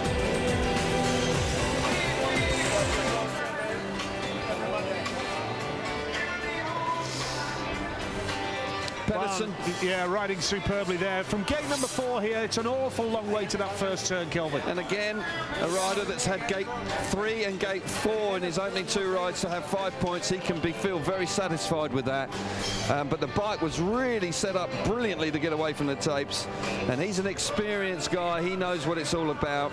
And he was clear from the outside. And that is a concern for the rest of the opposition because on the evidence of the racing so far, you're going to have good starts here this evening. Passing is an absolute premium. And Nicky Pedersen, he took full advantage of that. Got himself, got to say, Sayfutdinov made him work very hard for it around the first corner, didn't he? Yeah, Sayfutdinov looked quick there, for sure. And superb effort from Sayfutdinov, but Nicky Pedersen just outpaced him there. And the crowd enjoying themselves here. It's track grading again here in Gothenburg right now. One man who's delighted with the way it's going is Chris Holder, and he is with Steve Brandon. Chris Holder was delighted with the start tonight. Yeah, for me, it's been going near on perfect, making good starts, and yeah, when you're in front, it's a lot easier. Found a lot of speed as well. Yeah, I have. You know, I didn't just leave everything after the first 2. I know I was struggling, and I'm my worst critic, so. Johnsy's done some work, and you know, right now it's working, but it's 2 races down, and if I can make it work the next couple, I'll be happy. I have to ask, you spoke to Darcy, or you went to see him, what did he say, or what did you find out? Looks like maybe his shoulder, collarbone. It looks like the way he landed and the pain he's in. He said something there, but not 100% sure, but you know, hopefully it's not too bad, because you know, you don't need that. And we see the white race jacket off the gate 3 next. You're going to have to make another big start. I heard it's going pretty good, so we'll see. Thanks, Chris. Well, Holder's started in fine style, the world champion, and he's been working very hard. His engine tuner, Peter Johns, has been certainly beavering away. I suggest that they probably weren't too far away. They've made a few tweaks to the equipment, but without question, I saw Holder yesterday looking a lot happier. Hancock at the moment isn't happy. I suggest he's feeling that the full effects of what happened to him last weekend. Yeah, 0 points so far for Greg Hancock. This man, Freddie Lindgren, has got 1 point to his name. Yeah. And he won here last year. Now, 1 point from 2 rides, and you are under serious pressure to get a semi-final place. You're going to need 9 points, really. Yes, he's under massive pressure. It was his breakthrough moment in Grand Prix Speedway here last year, and he really did then have a very strong season. He's made 1 or 2 changes on the engine front for Grand Prix, and he's finding it tough so far. But yeah, he's got to pick it up. Well, Steve Brandon's talking to the men in form. He's just spoke to Chris Holder. Now he's with Antonio Lindback. And Antonio, the cheeky smiles back, but also the great results on the track. Yeah, you know, it's working good tonight, you know. Still have many more races to go, but we're working hard, and so far so good. And just, you know, family around this weekend, everyone's together, you're having fun. How important is that to the makeup of a race weekend? You know, it's nice when you have the Swedish EPs to bring a family and some friends over here, you know, you can relax a little bit more, so of course it's important. Start's always important in Speedway. Gate 1 next, another chance to put a big marker down. Yeah, I will do my best, you know, and gate 1 looks really good, you know, so I'm happy to have that one. Keep up the good work. Thanks, dude. Yeah, looking very, very quick. But I would suggest, Kelvin, this is a type of track tonight that might throw up 1 or 2 inconsistencies later on in the meeting in terms of results, unpredictability. Well, we've seen it already, haven't we? You've seen Mazzego win a race and then finish last in a race. Andreas Johnson was leading a race. Unfortunately, it was called to an abrupt halt when Darcy Ward got off the bike, but he then only got a 3rd place on the rerun. And as I say, We did mention it at the beginning of the program, at the fact that starting will be at a premium tonight, and so it's proving. You know, Nicky Pedersen, when he won his back-to-back World Championships in 07 and 08, was clearly the best starter in the world at that stage, and he reproduced one of those from Gate 4 in his last ride. It was out of the top draw. Well, track grading going pretty well here. I suspect we're not going to take as long over this track grade as we did in the previous one. And Ty Woofenden going off the outside gate in the next race, heat number 9. So that's going to be a test for Woofenden now. And we're going to see Dennis Anderson replacing Darcy Ward. Anderson is the first reserve tonight, and not the way you wanted to get some action, but you know as a reserve that the chances are you're going to be replacing an injured rider. Yeah, Anderson has been struggling for form, actually. I've seen him ride for the Pool Pirates, we both have, and he didn't look in great nick. I'm sure he's excited about being here tonight, and the opportunity to ride in the Grand Prix is a huge honour for him, particularly here in Ullevi. But as I say, he's got a favoured start. He can certainly mix it up in the first corner. Pedersen, of course, coming out of gate 2. He's quite an intimidating rider to have alongside you. So Anderson will have to have his wits about him. But pressure on here, particularly on Freddie Lindgren. Had a disappointing start tonight, just 1 point from his opening 2 rides. Lindgren in between 2 riders that are flying high, Pedersen and Woofenden. He's got to find something special coming out of gate 3, you know. Well, Anderson had a bad injury last year, broke his thigh, and I know you suffered from that in your career as well, Kelvin. It's a dreadful injury to get over, isn't it? Yeah, it's a real mental challenge when you get back on the bike. It's without question, it will play on your mind. And I know I went through several stages, you know, completing a race, passing somebody, winning a race. It was all steps on that rehabilitation to really forgetting about the injury and just being clear-minded again. So Anderson will be going through those motions at this stage, and this is a tough call in the Grand Prix, but he has got the inside gate, and maybe a ride here tonight and he gets amongst the points will help in his comeback from the injury. Well, so far, speed is the essence tonight, no doubt about that. And I know that's a strange statement for a sport like Speedway, but it is a big track here. Yeah, and also the ability to make the start, Nigel. You know, Holder said it in his interview with Steve Brandon, made great starts so far tonight, and he has aligned that with great speed, and that has so far proved to be a great combination. Very much so. We are in the latter stages of track grading here. We will be getting back underway very shortly. The tractor, as we speak, holding a nice line mid-track. That's where the grip is, Nige. Yeah. Not anymore, it's not, because he's just ploughed it away. Can't believe we're commentating on tractor racing here. Heat number 9 is coming up. A new bike for Freddie Lindgren here, Kelvin, and he's got to try something. 1 point from 2 rides. Got to do something, as you rightly say, and just warming it up, making sure that it's all right. Yeah, he's got nothing to lose, has he? You know, he's been off the pace so far and needs to find something a little bit extra.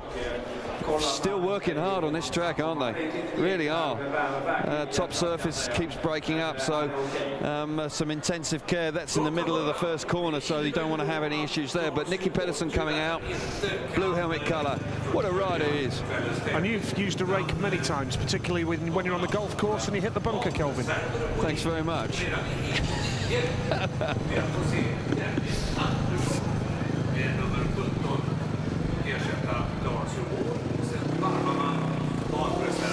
So heat number 9, the riders getting underway.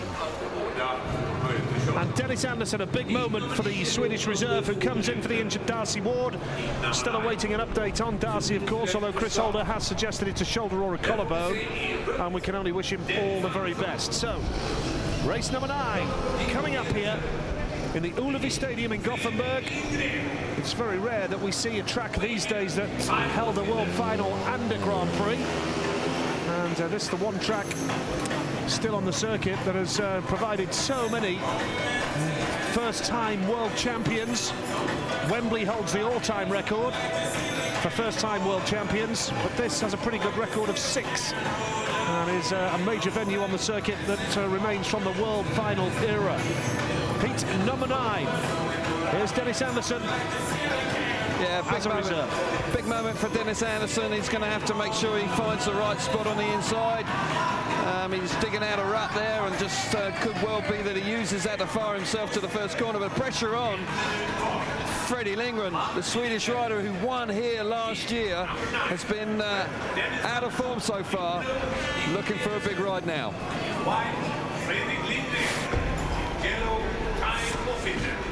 Heat number 9, Dennis Anderson, the reserve, goes off the inside. Nicky Pedersen, 5 points out of a possible 6, goes off gate 2 in blue. Freddie Lindgren goes off gate 3 on that new bike and looking to add to just a 1 point so far. Under pressure, and off the outside is Ty Woffinden. And we do work on the fact that you probably need 9 points to assure yourself of a place in the semi-finals in a Grand Prix event. Yeah, 8 points and you can make it. Used to be 8, didn't it? Yeah. This shows you how competitive things are like is now in the Grand Prix, but 9 points almost certainly guarantees you an opportunity to go through to the semi-finals. Interesting matchup here. Woffinden and Pedersen have been strong so far. What's going to happen here? Woffinden from the outside this time. What can he do? Yeah, he's alongside his Wolverhampton teammate from the UK, Lindgren. This is it. Oh! Over to the start, and straight away the red lights have come on. Red lights on immediately. Jim Lawrence. Tell you what, that must have been awfully close with Woffinden there, because he moved quite a lot on the outside. And has he touched them? That's the question. It must have got awfully close, you know. Awfully. He can't see the front wheel there because he's hidden by the fence. Well, here's a better. Yeah, he's hit the. No. Might just have missed them. He's got away with it. Yeah. All 4 back. Lucky boy. All riders going off the track, apart from Pedersen. 3 out of 4 going off the track. That really does annoy you, doesn't it, Kelvin? Yeah, it kind of does, because we've had some delays already, which obviously for an injury it's perfectly understandable that there's been extra track grading and all sorts going on, but. Well, that's a measure, I think, of the pressure at the start. I'm not going to say any more about it. No. Woffinden felt the pressure quite clearly there off the outside. Yeah. He was very lucky not to touch the tapes. Well, because the tapes just were released at the vital moment. A fraction of a second later on the tape release, and he would have touched them and he wouldn't have the opportunity to race. And that would have been a disappointment, because he's in such good form, and without question he has the opportunity to win in the race. Look how close that was. That was really tight. But Woffinden's got the speed to win this race. You know, he shouldn't fear anybody at this stage. He's flying high, and just needs to try and sit still and be patient, because the bike is fast, and I sense that he can do something spectacular. So, 2 minutes clock is back on. We'll go again with heat number 9. Frustrating night in many ways with the delays that we've had, but these things do happen. And the race is on for the semi-finals. And now we approach the 3rd ride for every rider. Yeah. It's where the pressure can mount, particularly for riders like Lindgren, well, yeah, who's left himself with a lot to do. Well, we've mentioned it, haven't we, on more than one occasion. You know, 1 point from 2 rides. Yes, puts you on the back foot. He's changed his equipment for this one. He's desperately looking for an improvement this time out. It's not going to be easy, of course, because every race in the Grand Prix is highly competitive, but particularly in this race with Nicky Pedersen, who's a tough customer, and Ty Woffinden riding out of his skin so far this year. It's he needs to find a start. He needs to hit the front, get some fresh air, and settle down, because so far he's had a frustrating time. So, Woffinden off the outside, needs to stay cool. Yeah. Just avoided the tapes by a whisker. Pedersen in blue, Lindgren off gate 3 in white. There's the reserve, Dennis Anderson in for Darcy Ward. The restart, Anderson off the inside in red, with Nicky Pedersen gate 2 in blue on 5 points so far. Frederick Lindgren off gate 3 in white, had a testimonial at Wolverhampton in March in the UK, and off the outside is Ty Woffinden. Pedersen in great fitness, great condition. The second reserve, Matthias Tornblom, watching on. Well, he may well have his opportunity, won't he? Yep. Because if Ward can't complete the meeting, he will come out for Ward's next ride. So, yeah, I'm sure he's a little excited about that prospect. But we're now focusing on this race once again. Freddie Lindgren in the blue, white helmet colour, but the man alongside him, Nicky Pedersen, nervously fidgeting around on the start line. Finally, they're now settling down. This is heat number 9, second time of asking. Green light is on. Now, who's going to emerge? Pedersen off two. Nicky Pedersen, magnificent. Woffington is going high and wide. Here comes Ty Woffington down the back straight now. Woffington on second place. Inside! Oh! What a ride from Ty Woffington. Second place, Nicky Pedersen. Third in white is Fredrik Lindgren. And Dennis Anderson is at the back. But how did Ty Woffington manage that? Get out of the way. At the inside, Woffington has the lead. Well, I'll tell you how, Nigel, he went high and wide in the first corner. He got so much speed generated down the back straight and steamed up the inside of Pedersen and forces his way to the front. Lindgren in the third place, getting the better of Dennis Anderson almost at the same moment, but Woffington out in front. Once again, he's having a stormer of a night. This will put Woffington on to 8 points, the only British rider in the Grand Prix lineup this year, and he'll have 1 foot in the semi-finals here in Gothenburg tonight. Down the back straight we go. Ty Woffington with that lead, Nicky Pedersen second, Freddie Lindgren is third, and Dennis Anderson at the back. But Ty Woffington once again showing the great form that he's on, and he's got it the hard way early on as well. Ty Woffington with a big 3 points to his name, 8 points out of a possible 9. What a display that was. Fantastic. Not many people passed Nicky Pedersen in a Grand Prix. Pedersen made a start, he thought he had it under control, but Ty Woffington had other ideas. A great first corner from the Brit. Got so much speed down the back straight and fired himself to the front. Hugely impressive ride from Ty Woffington. Ty Woffington, the race winner there. Then second place was Nicky Pedersen. Fredrik Lindgren was third, and Dennis Anderson at the back.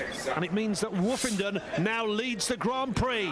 8 points out of a possible 9. He's done it from gate 4. He's done it after passing Nicky Pedersen. What a performance from that young man. Yeah. No wonder Peter Adams is smiling. Things are going terrific in their camp. He's keeping it cool. But we're seeing it again. We're looking at Lindgren. Initially, Pedersen makes a smashing start from gate 2. He's got it in the middle of the first corner. He thinks he's got it under control. Woffington, look, all the time in the world and so much speed.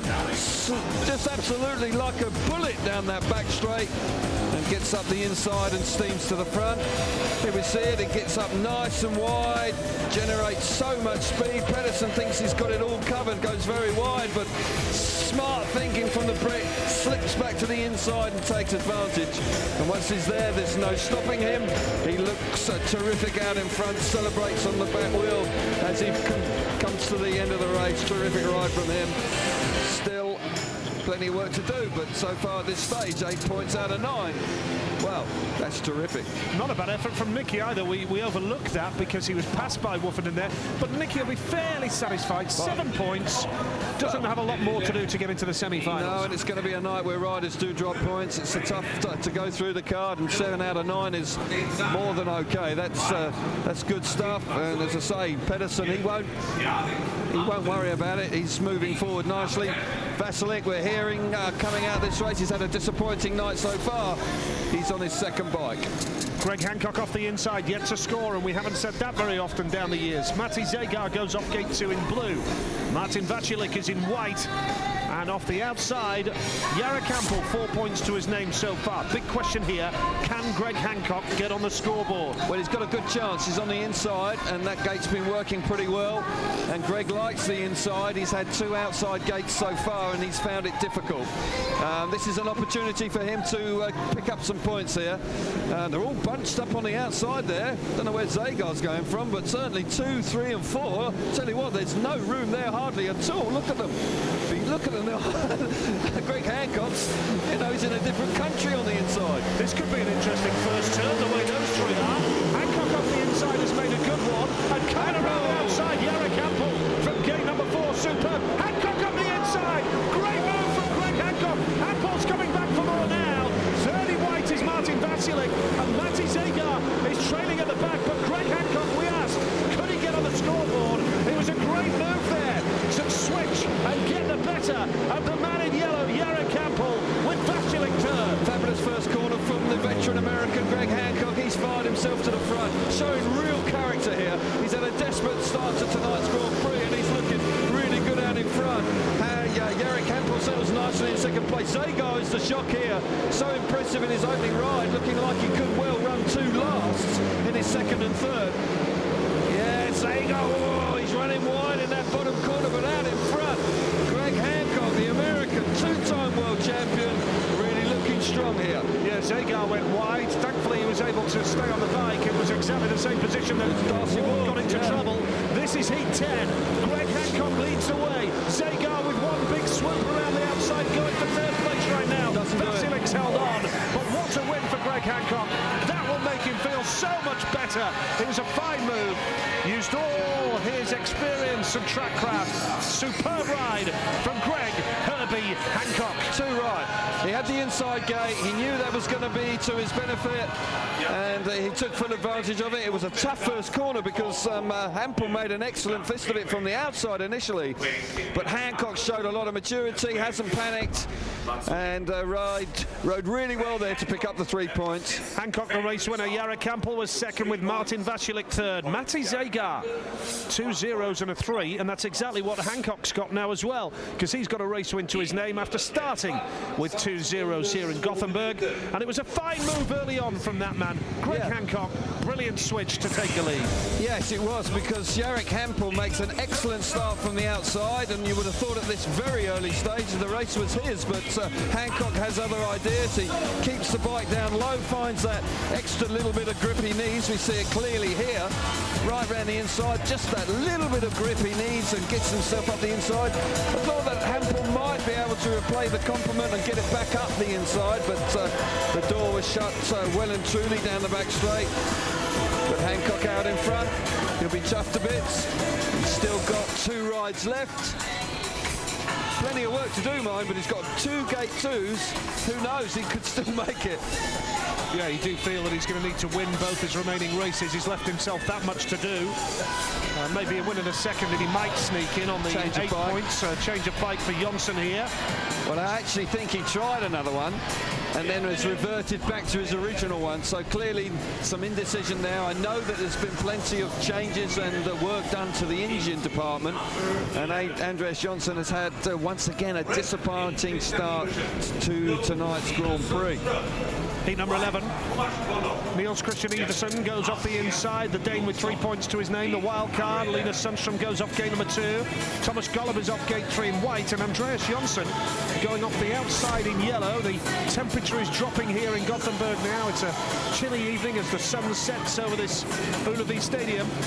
And heat number 11 coming up here. Big race for Andreas Jonsson here. It's last chance saloon almost. He has to pick up points here. He wants to give himself any chance at all of going further tonight. Golub was third coming out in his previous ride. He won his opening ride from gate 3, so he has good memories. He's got it again now. And Iversen could be a danger from the inside because he's quick and he's got a good gate here. Heat number 11 it is then here. Jim Lawrence with his finger on the button. It's a good start from the inside. Niels Christian Iversen in the red helmet. Golub's at the back now. Golub is struggling here. It's Iversen now battling hard as well. Good speedway here in heat number 11. Iversen with that lead. Andreas Jonsson is second. Third in blue is Linus Sundström. And I said that this track would throw up some inconsistencies and unpredictability. And Kelvin, Thomas Golub is having to work hard at the back here now. Yeah, he's just about, can't quite get up the inside of Linus Sundström, the wild card. But what a start, first corner from Niels Christian Iversen. Once again, we're seeing a rider, once he hits the front, he can generate so much speed. This time, Andreas Jonsson, Andreas Jonsson out of shape through turns 1 and 2 once again. Golub stuck out the back, and that's a big blow for him. But Niels Christian Iversen with a lap to go, barring any mechanical gremlins, he's got this one sewn up. Yeah, we know how quick Niels Christian Iversen can be. He's down that back straight and he's got this race well and truly under control. What a performance. Second place here is Andreas Jonsson. Sundström has kept Golub at the back. Golub is actually shutting off the gas. He knows his race is over. And Thomas Golub is not even going to complete the race. He's turned round without actually going to the finish line. And Golub now has resisted the temptation to even complete the race. He's turned round and gone back to the pits. That's really disappointing. He started in such good style. Won his first race, he's had a third and a last, and sort of just basically, you know, packed it in that race, and that's very disappointing for him, for the World Championship leader. He's not finished the race. If he finishes level on points with another rider and it goes to a countback, that will go against him. It can go against you in extreme circumstances. That's all I'm saying. Heat number 11, Niels Christian Iversen, the race winner. Andreas Jonsson was second. Third there was Linus Sundström. Full credit to the wild card. Thomas Golub didn't complete the race. So now we see Iversen on 6 points. That was a big win for Niels Christian Iversen. But leading the Grand Prix, Ty Woffenden from Great Britain, continuing his fairy tale form, and full credit to Niels Christian Iversen there. Well, Iversen off the inside gate took a full advantage, and he's been fast all year. And we saw that displayed brilliantly here. Up the inside, up the banking to the outside, and then fired himself to the front. Andreas Jonsson swoops around the outside of the wildcard. The disappointing ride from Thomas Golub here. For a rider that leads the World Championship, really was lackluster, you have to say. Didn't seem to really be interested here. Certainly a man out in front was, but Thomas Golub there just, well, he couldn't find a way through into third place, and then basically gave up around the last corner and doesn't complete the race. But that man did. And I tell you what, he could be a dark horse tonight. Niels Christian Iversen, he's on the 6 points, and yeah, he's looking good. Well, here now, heat number 12, we have a clash of two riders who are unbeaten. We're just seeing Thomas Golub down in the pits, a concerned man, a win, a third and a last. But here, heat number 12 now, it's a clash of two unbeaten riders. He's one of them, Antonio Lindback from Sweden in the red helmet colour, and the other one is Chris Holder in the white helmet colour of gate 3. Lindback off the inside, Emil Seifutenhoff going off gate number 2 has worked hard for his 3 points.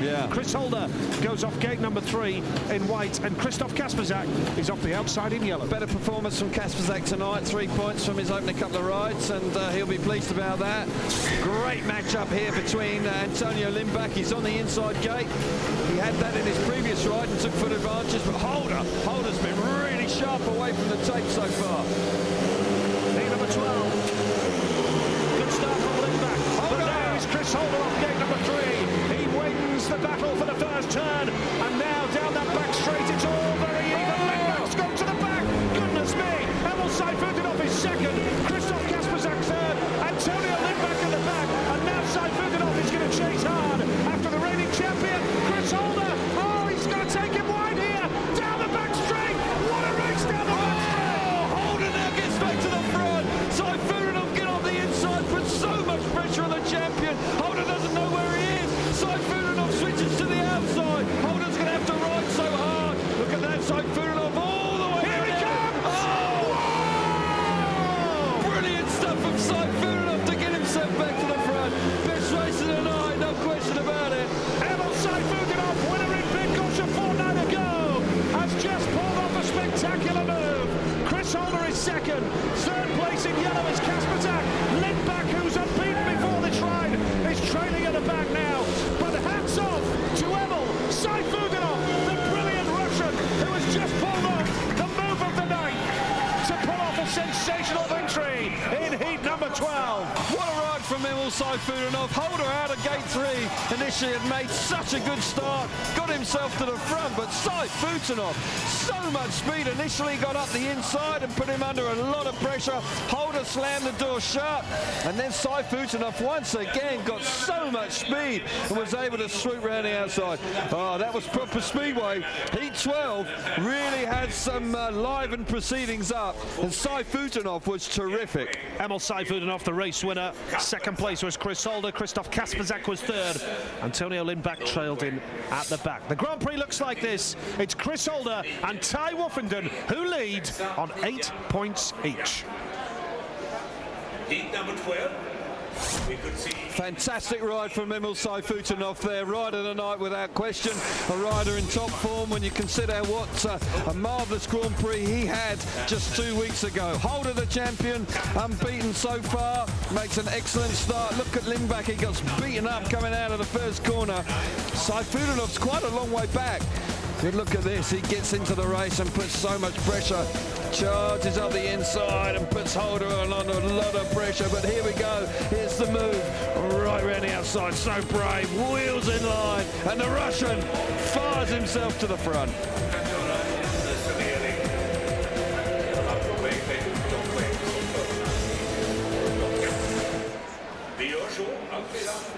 Well, no wonder that young man's got a smile on his face. He deserves it as well. It was a terrific ride from... Such an exciting rider, isn't he? Such an exciting rider. When he burst on the scene in 2009, he won 2 of the first 3 Grand Prix. He actually won here, in actual fact, early on. I think it was the 3rd Grand Prix that year, and he won. And he won in fine style 2 weeks ago.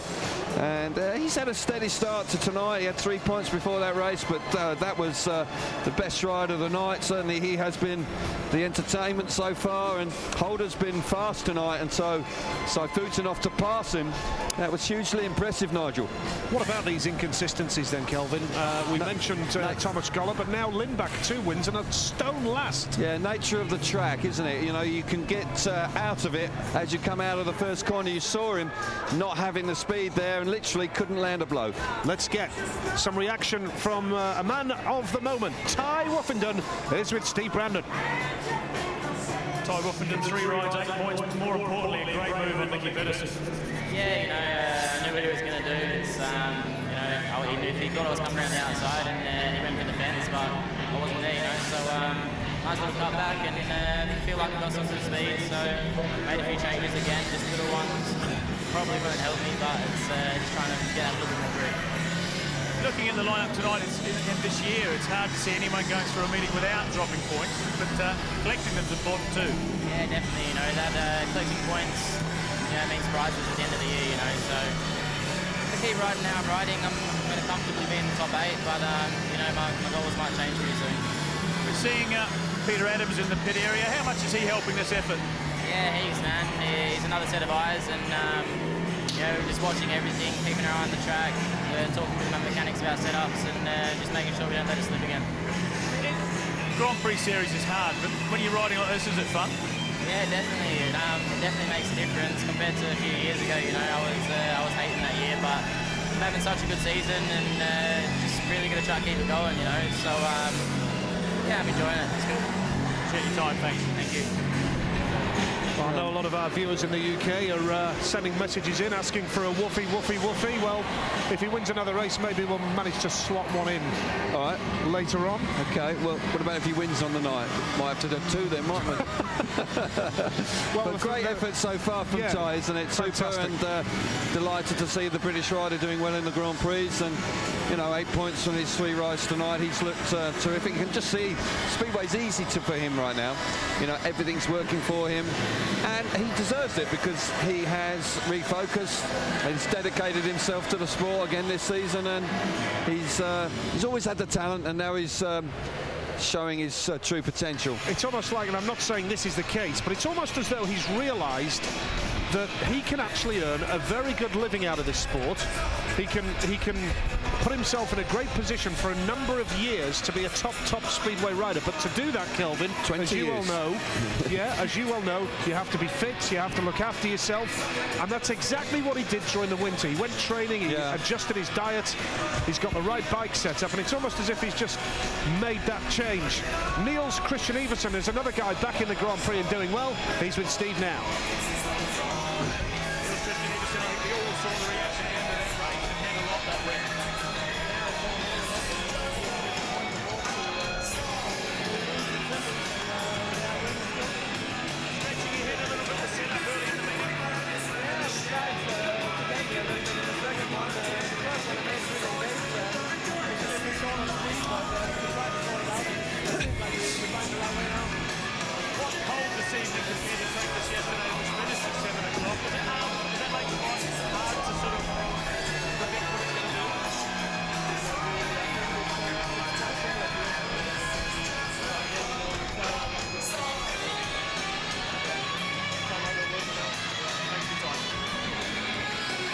great stuff from Niels Christian Iversen, and he's chuffed to bits with that last ride. Obviously, doubles his scores. Fancy a T-shirt, Kelv? Yeah, I wouldn't mind, but I think he's avoided the commentary position.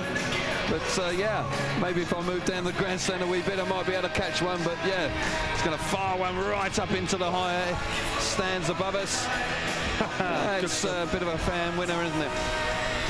Yep, absolutely, and we have now started seeing some exciting racing, Kelvin. It's taken a while, but Sai Futanov has certainly warmed us up here, isn't he? Wiffenden and Sai Futanov have been the star of the show so far, but Sai Futanov's race with Chris Holder there, you know, that was proper Speedway. And he's riding brilliantly. You have to say, under the circumstances, with his father being so gravely ill, to come here, he's been back to Russia, to come here, and the way he's riding is showing a tremendous amount of character. Yeah, he's missed some Polish league action to be with his father, and I know he was very quick to thank all his fans in the week for the support that they've given him. And heat number 13 will be next after we've had this track grading break here. Let's just talk about what's coming up. We're in Prague in 2 weeks' time, then we're in Cardiff. Yes. So a couple of mouth-watering Grand Prix to come. Yes. Of course, Cardiff, Kelvin, is our local Grand Prix, being from the UK as we are, and it's always a great weekend there, isn't it? Well, it's a great show. It's a jewel in the crown, effectively, in the Grand Prix calendar, and Cardiff is always worth looking forward to. That's on June the 1st, and well, let's head down to the pit. Steve Brandon speaking to men in form tonight, that's for sure. He's with Emil Saifutinov now. A man in form indeed. A great race with Chris, Emil.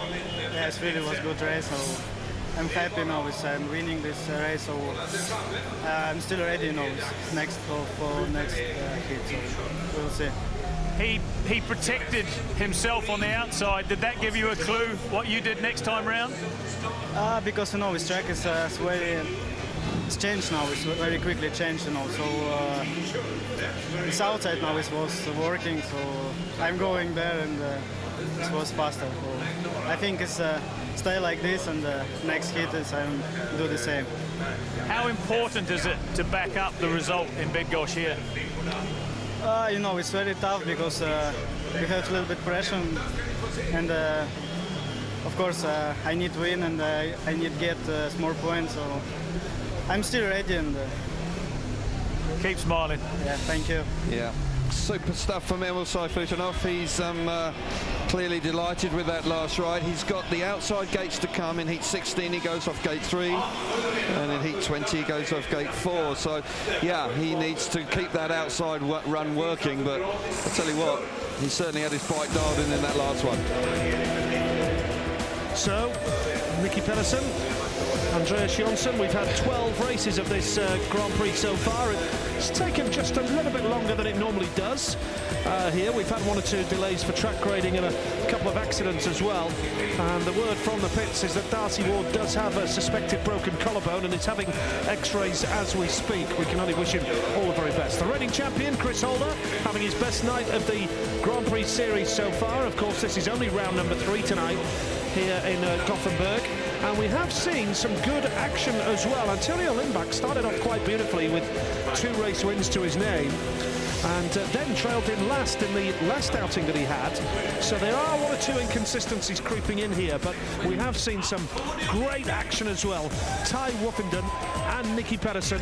Here's the accident from Darcy Ward, landed on his left shoulder, and as we say, he is having x-rays on a broken collarbone. So that was a real heavy impact for young Darcy on his 21st birthday. We wish him all the very best. But Chris Holder's gone on and has scored 8 points from his opening 3 rides here in Gothenburg. A track that he has a good record on. It needs great speed, and that's exactly what Chris Holder has done. Emil Saifutinov has provided some great entertainment. He was involved in a real old battle with Nicky. Fans of all ages watching on here in the Ullevi Stadium in Gothenburg. Ty Wiffenden had that battle with Pedersen and really won superbly to continue his fairy tale run of form. Greg Hancock started with 2 last places and pulled off a fantastic win from the inside gate. Last time out, the American flag flying high, and then Niels Christian Iversen, absolutely superb and jet propelled in heat number 11 to get the better of Jonsson. Then we saw a magnificent move from Emil Saifutinov to get the better of the reigning champion, Chris Holder. in a thrilling heat number 12.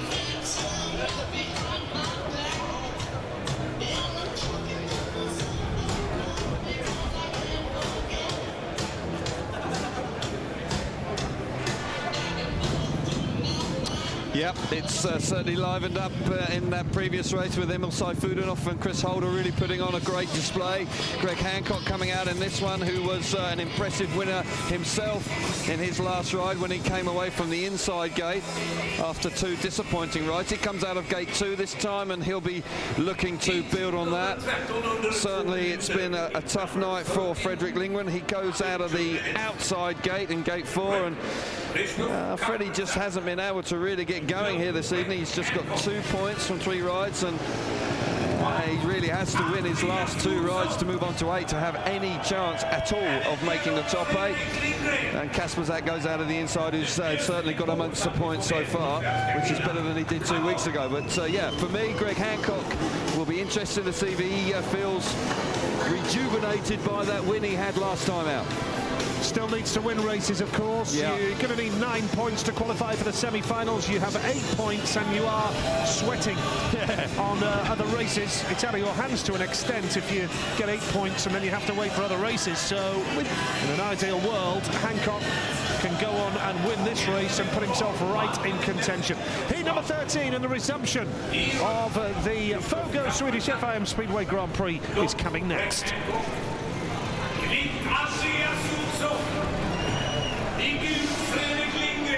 Here's your lineup for Heat 13 then. Christoph Kasperzak goes off the inside in red. Greg Hancock with 1 win to his name and 2 last places goes off gate 2.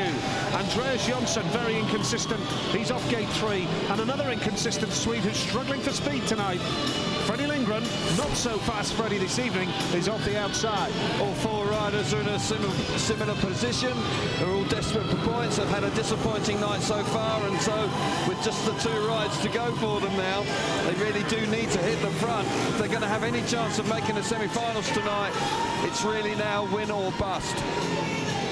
Certainly is. Pressure on these riders. This is heat number 13. Greg Hancock, twice world champion. Can he add to that victory last time out? Take tries. Hancock's made a beauty off gate number 2. Hancock hits that first turn superbly, but watch out for Lindgren around the outside in yellow now. Down that back straight. It's speed. It's Lindgren, and Lindgren's looking quick here now because he's going wide, trying to find that drive. Hancock has the lead. Freddie Lindgren is second. Third in red is Christoph Kasperzak, and Andreas Jonsson, once again, his unpredictability is striking here. He's well and truly at the back, but Hancock is kicking on here now. Yeah, Hancock rode a brilliant corner there and just killed all the momentum of Fredrik Lindgren. The dirt just ploughed into Lindgren and just slowed him right up. What a start from the 2-time champion out in front, Greg Hancock, out of gate 2, building on the previous victory from gate 1. Fast he is, he's really fast out in front. Andreas Jonsson's having a disappointing night, he's out the back. This is more like it from Lindgren, but the race is all about the American. He's out in front, Hancock, giving himself an outside chance of making the semi-finals tonight. Yeah, if he can win his last outing, which is in heat number 19 against Thomas Golub, Antonio Lindback, and one of the reserves, then he will steal a place in a semi-final. Greg Hancock, what a performance. Has still put himself in the frame for a semi-final spot. Absolutely superb ride, just when the pressure was on Hancock. What a start from gate number 2.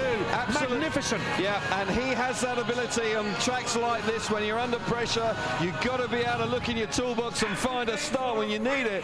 And he had one out of gate 2 there, Nigel. That was out of the top draw. A brilliant ride from the 2-time champion Hancock. And 2 race wins as well. That helps on a countback if you need it. Could be crucial. Very much so. Hancock the winner with Lindgren second. Kasperzak was third. Hancock moves into the top 8 now on 6 points and puts himself in a good position. And as we say, 2 race wins can also help. He's got Travis McGowan in the pit corner tonight. Absolutely, and I can't speak highly enough of Greg Hancock here. A desperately disappointing start to tonight with 0 points from his first 2 rides. He's then got 6 from the next 2, and brilliant out of gate 2. Bike working excellent. Great to the first corner. Doesn't do anything rash in the first turn. Up on the back tire, down the back straight. Lindgren then fast himself. Really tight initially down the back straight. But the race was all about Hancock. Needed to win, delivered. certainly did. Hancock put himself right back in contention for a semi-final place.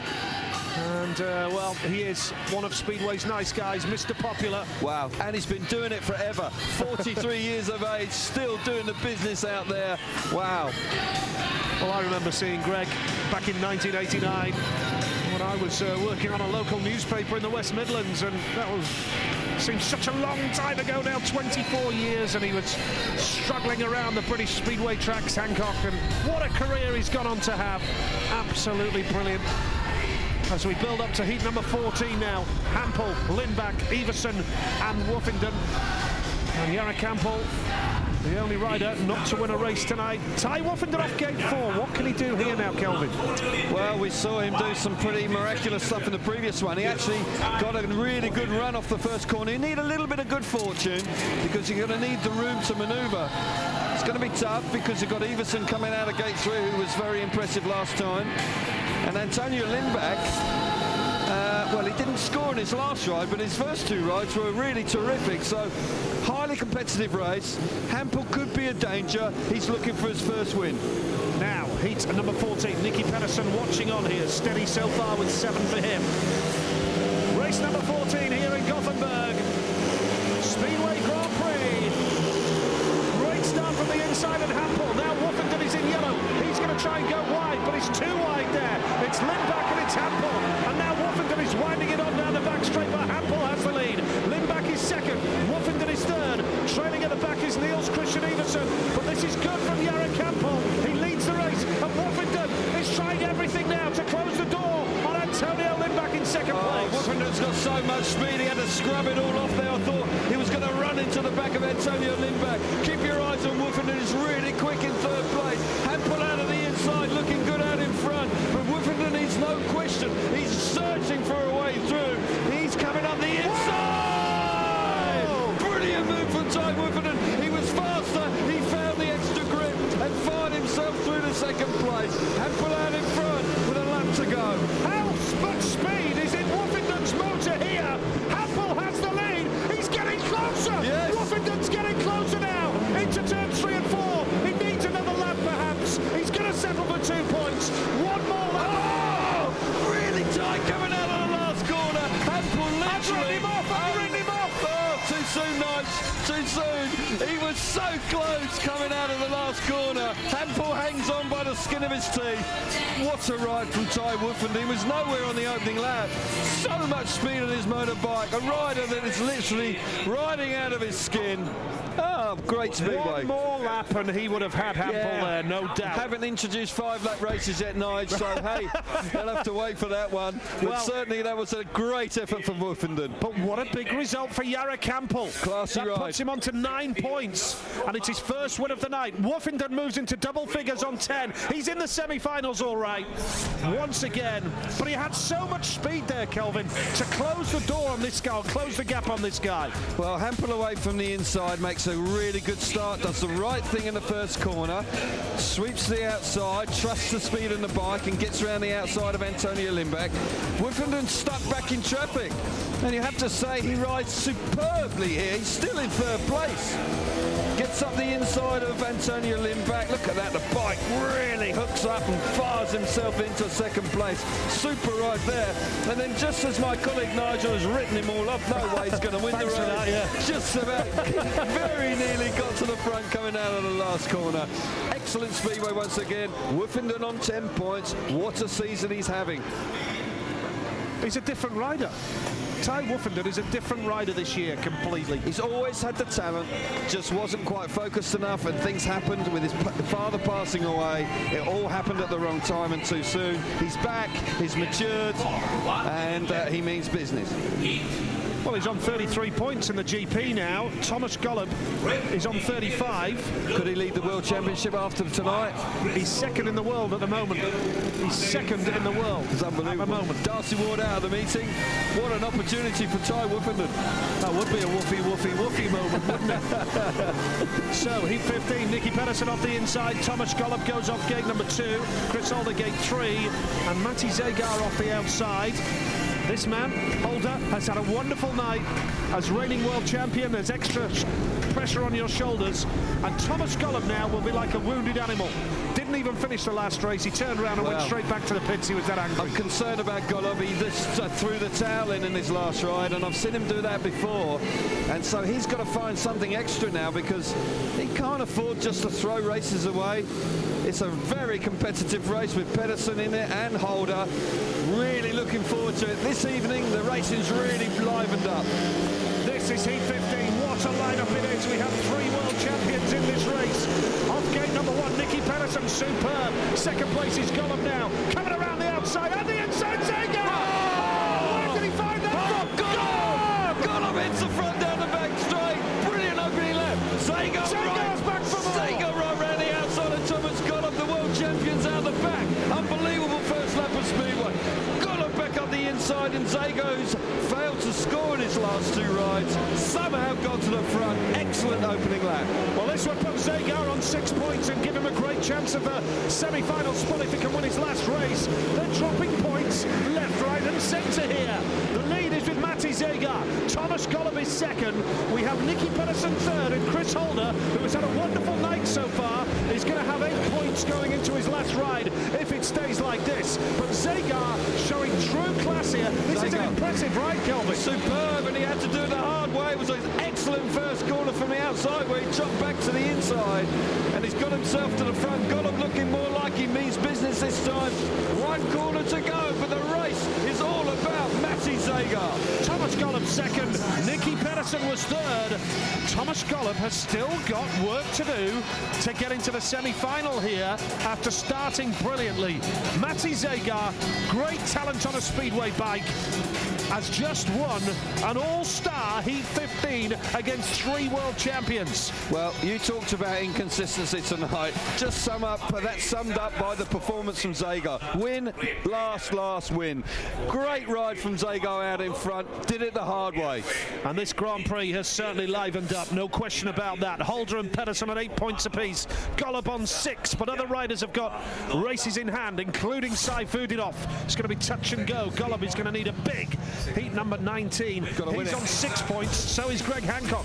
2 world champions on 6 points going into heat 19. Well, initially it's all about Nicky Pedersen, and then it's an excellent move from Zager. We saw that move by Darcy Ward in Bidgosh, right up the inside in the first corner. The tapes are up, they go charging into the first corner. Pedersen gets there, but Zager, who can't get there from the outside, decides, right, I've got to switch to the inside, and it works out perfect. Golub then obviously responds and gets back to the front, but you have to give an awful lot of credit to Matti Zager, because he finds that extra little bit of speed to swoop back round the outside. Speedway really has brightened up. Got to say, this is a proper Speedway Grand Prix right now. Zager, 6 points, 2 race wins. Golub, 6 points, 1 race win. Well, he needs to take advantage of the inside gate. He's got to win that last race if he's going to have a chance of going through. On the countback, if riders finish level on points, if you are new to Grand Prix Speedway, joining us for the first time, race wins can come into play on the countback. That can be absolutely vital. Often do. Yep, and absolutely. As you rightly say, if you get the extra race wins in the bank, it can prove the difference between being in or out. Emil Saifudinov's in this one, and I tell you what, he was dynamite last time out. Linus Sundström off the inside, the wild card. A big moment for this young man, Matthias Tornblom, the reserve here from Sweden. Emil Saifutinov goes off gate number 3 in white, and Martin Vasilik goes off the outside. Red hot favourite is Saifutinov here, Nigel. The other riders are certainly not quite in the same form as he is. So can Saifutinov take full advantage coming from gate 3? Brilliant young Russian. And he has made a good start, but so has the man on the inside, Linus Sundström. But Saifutinov has got a lot of speed. And now Sundström comes back up the inside. Lovely move from Linus Sundström. Here's Saifutinov now going to line him up and give it a go. Vasilik is third in yellow, and the reserve Tomlin is at the back. But here's Saifutinov up the inside of Linus Sundström. So easy, they're just literally biding his time, didn't panic. Great first corner from Sundström round the inside, but the young Russian just chopped back to the inside coming out of turn 4 on the opening lap, and he's fast and he's pulling away. Got to say that Martin Vasilik once again back in third place is finding it really difficult difficult to find the speed this year in the Grand Prix, but Emil Seifutenov looking good. A win for Seifutenov here will put him into the top 8, and Thomas Gollop will be out of the top 8 with one race to go. We're going into the last lap. Emil Seifutenov has won here before, and he's fresh from that victory in Big Gosh a fortnight ago. Looking super quick, and look at the extent of his lead now down that back straight. Cleared off, looking fantastic. Wheel perfect, a classy move to hit the front early in the race. Seifutenov, the young Russian, wins comfortably.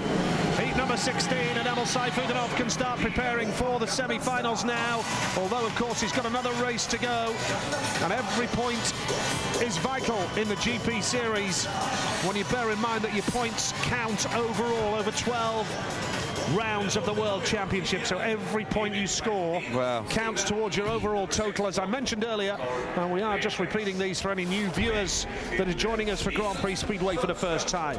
Seifutenov the race winner, Linus Sundström was second, Martin Vaculik was third, Tornblom the reserve at the back. Now it's all about the top 8, and right now Zagar has got that last spot in 8th place ahead of Gollop, and Great Britain's Ty Woffington leads the meeting.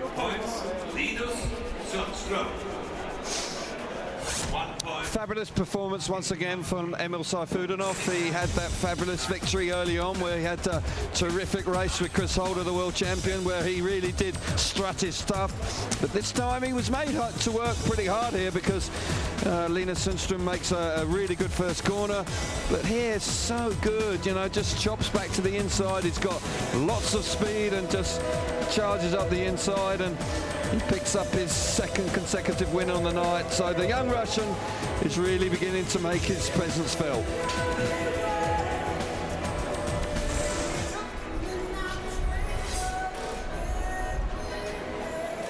Yeah, those back-to-back wins there, you know, coming out of gate 2 and 3, that really has made his mark on the meeting, and you've got to say that he's really building on that performance from 2 weeks ago. And considering what he's been through over the last few days, this is a terrific performance from Emil. It certainly is, and it's so hard to predict a winner right now, Kelvin, and I've got to say that Ty Woffington, for me, looks the quickest rider on show out there, but Seifutenov's got a lot of pace, of course, and it all boils down to whatever happens, we know it all boils down to 60 seconds, or possibly 70 seconds on a track this big. Yeah, it's nearer 70 than 60 here, isn't it? It's a long way round here, and it's been a fantastic night of Speedway. It really has brightened up. It was a bit of a slow burner initially. We had a few delays, but I have to say the last half a dozen races really have been much more like it. But yeah, very difficult to predict. Well, Greg Hancock has salvaged his night and has given himself a chance at the semi-final. He's with Steve. Salvaged, is that how it feels? Oh, yeah, probably, you know, yeah, it didn't get off to a very good start, and just muscling through the event now, and, you know, good chance to make the semis now. Is there a hangover from the bang on the head on Sunday? Yeah, you could probably say that, you know, it's that, and, yeah, it is what it is. When you get a start in a meeting like that, we've seen it with you before, you seem to have the ability to go back, dig deep, think about it, and make it work. You know, in this kind of situation, it's you gotta dig deep, you know, and you know, it's a world championship. I want to be here. I don't want to be injured, that's for sure. But things like this, you know, accidents happen. But things like this make you remember the Richard Ukrainians that do these things to you. And 2 race wins could be very important at countback time. Yeah, that's right. You know, I'll do my best to keep plugging away, and bike's going good, so just gotta keep the young fella going. Good man, thanks. Yeah, he's a classy rider, isn't he? Because he does have the ability and he shows his experience. He's had a difficult start to the night, but can turn it around, and I've seen him do that on more than one occasion. Well, let's get back down to the pits area where Jara Campbell is now with Steve Brandon. Yeah, 3 solid second places, but you needed the race win in your last ride. Yes, and I did, you know, it was my first time probably in Gothenburg. Always was an unlucky track for me, but today it's a bit better, so hopefully I can keep that until the end. Obviously, the team plays a big part in any Grand Prix, but tonight you've obviously been working pretty hard to get the setup right. Yeah, that's right. Yeah, of course. I've got a lot of trouble. I had a lot of trouble from the beginning, but now my bike working good, especially from the start later. I'm racing pretty fast on the straight, so it's. I think everything's under control, but still, you know, I need to keep my focus. I've asked it before to another couple of riders, but it's very cold tonight. Has that been a problem with getting the setup right? Not me really. I had some of a different problem with the setup, but yeah, but going good, and I'm looking forward. 9 points, 1 to go. Go and get some more. Yeah, thank you. Good stuff on it from him in the last ride. He hadn't really sparkled before the last ride, but took advantage of the inside gate and showed pretty good speed. I've got to say that he was a little bit fortunate because Ty Woofenden came from a different planet to near enough snatch the win away from him, but 9 points, it's a good effort. Yeah, very much so. It's shaping up nicely with 6 points right now. You have 4 riders on 6 points. Greg Hancock, Matti Zegaard, Thomas Gollop and Niels Christian Iversen. And Linus Sundström, I do apologise, I missed him. So there's 5 riders on 6 points. Tight, really tight. It is tight, and you've got Hancock and Zegar in there because they've got 2 race wins apiece.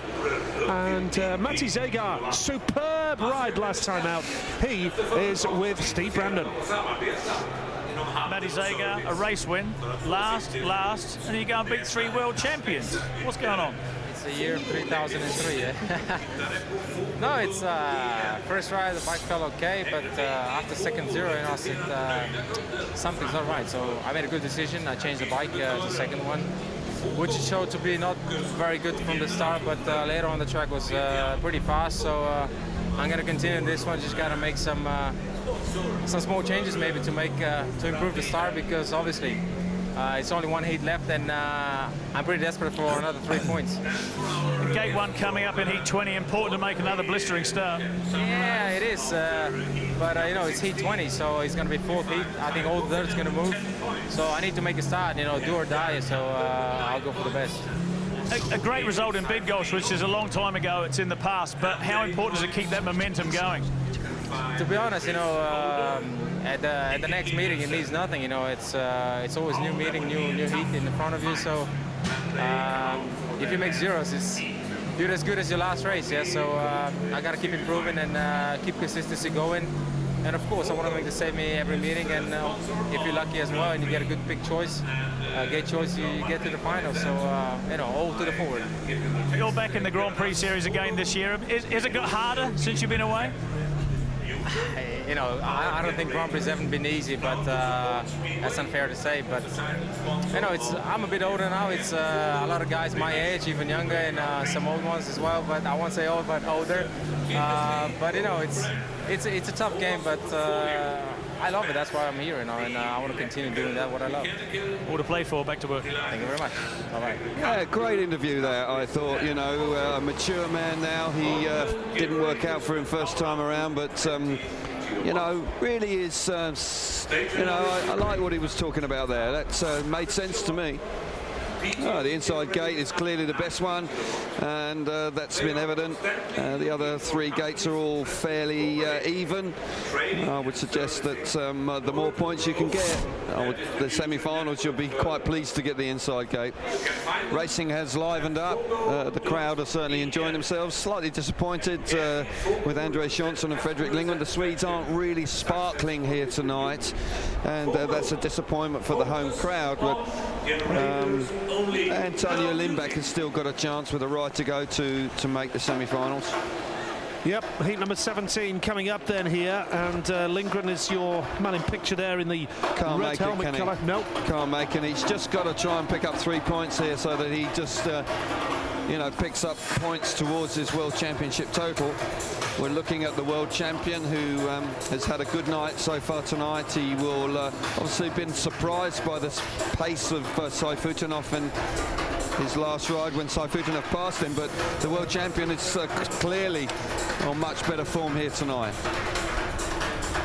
So heat number 17 is almost with us, and Chris Holder, the reigning champion, off the outside gate in the yellow helmet colour, will be looking for just another point, I would think, to cement his place in the semi-finals.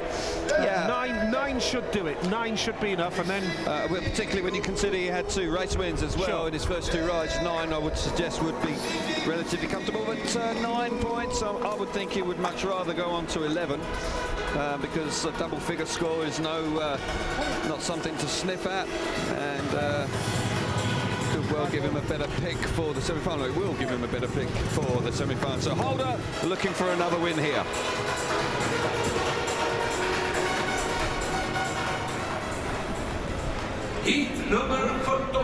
So heat number 17 coming up here in Gothenburg then, and the Swedish fans looking for a big performance from Fredrik Lindgren. Chris Holder in yellow looking to book his place in the semi-final here with a victory in heat number 17 to put him on, 11 points. Yeah, and that would be a decent effort. Niels Christian Iversen will be a danger man for all the other three riders here.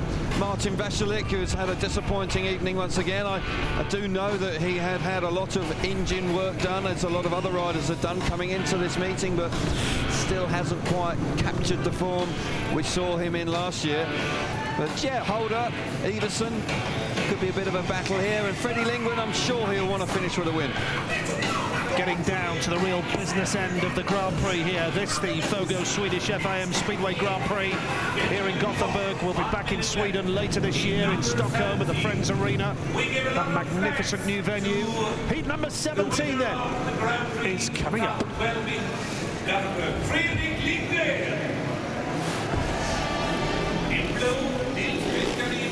Heat 17 lineup. Freddie Lindgren goes off the inside then in the red helmet colour. Gate 2 is Niels Christian Iversen. 6 points for him. Needs points to get into the semi-final here. Martin Vasilek has had a disappointing night by his high standards. And Chris Holder, the reigning champion, going off the outside in yellow. Yeah, the danger man I would suggest on the form so far tonight is Niels Christian Iversen for the world champion Holder. Iversen won his previous ride and looked really impressive. Came from the inside gate and had plenty of speed. Freddie Lindgren has moved himself up pretty close to gate 2. They're all bunched up once again. Holder right up against the safety fence on the outside. Here we go, heat 17. Big race coming up. Green light is on, 10 tries. Holder's made a good one as well from the outside. A bit of a coming together there, but what a start from Iversen, and then up the inside in red is Fredrik Lindgren. Down the back straight, there's no room there. Oh dear, the lead here is with Iversen. Freddie Lindgren is the man in red. Chris Holder is third. That should be enough for a semi-final place. And third in white, and at the back is Martin Vasilek. Now Holder up the inside. Super ride from Chris Holder to get back up the inside of Fredrik Lindgren. Really tough first corner with Niels Christian Iversen coming out in front. Fast, look at Holder come nine. He's flying in second place. But Niels Christian Iversen and the world champion really chasing hard. 10 points for Holder if he gets second. Oh my goodness, how close was that? The lead is with Niels Christian Iversen, and he needs to win here to give himself a semi-final spot. And now he knows that Chris Holder is all over him here. Holder up the inside now. He's going up the inside, and has he done it? Oh, Iversen's holding the line. They're wheel to wheel. What a race this is. Heat number 17. Niels Christian Iversen and Chris Holder in yellow.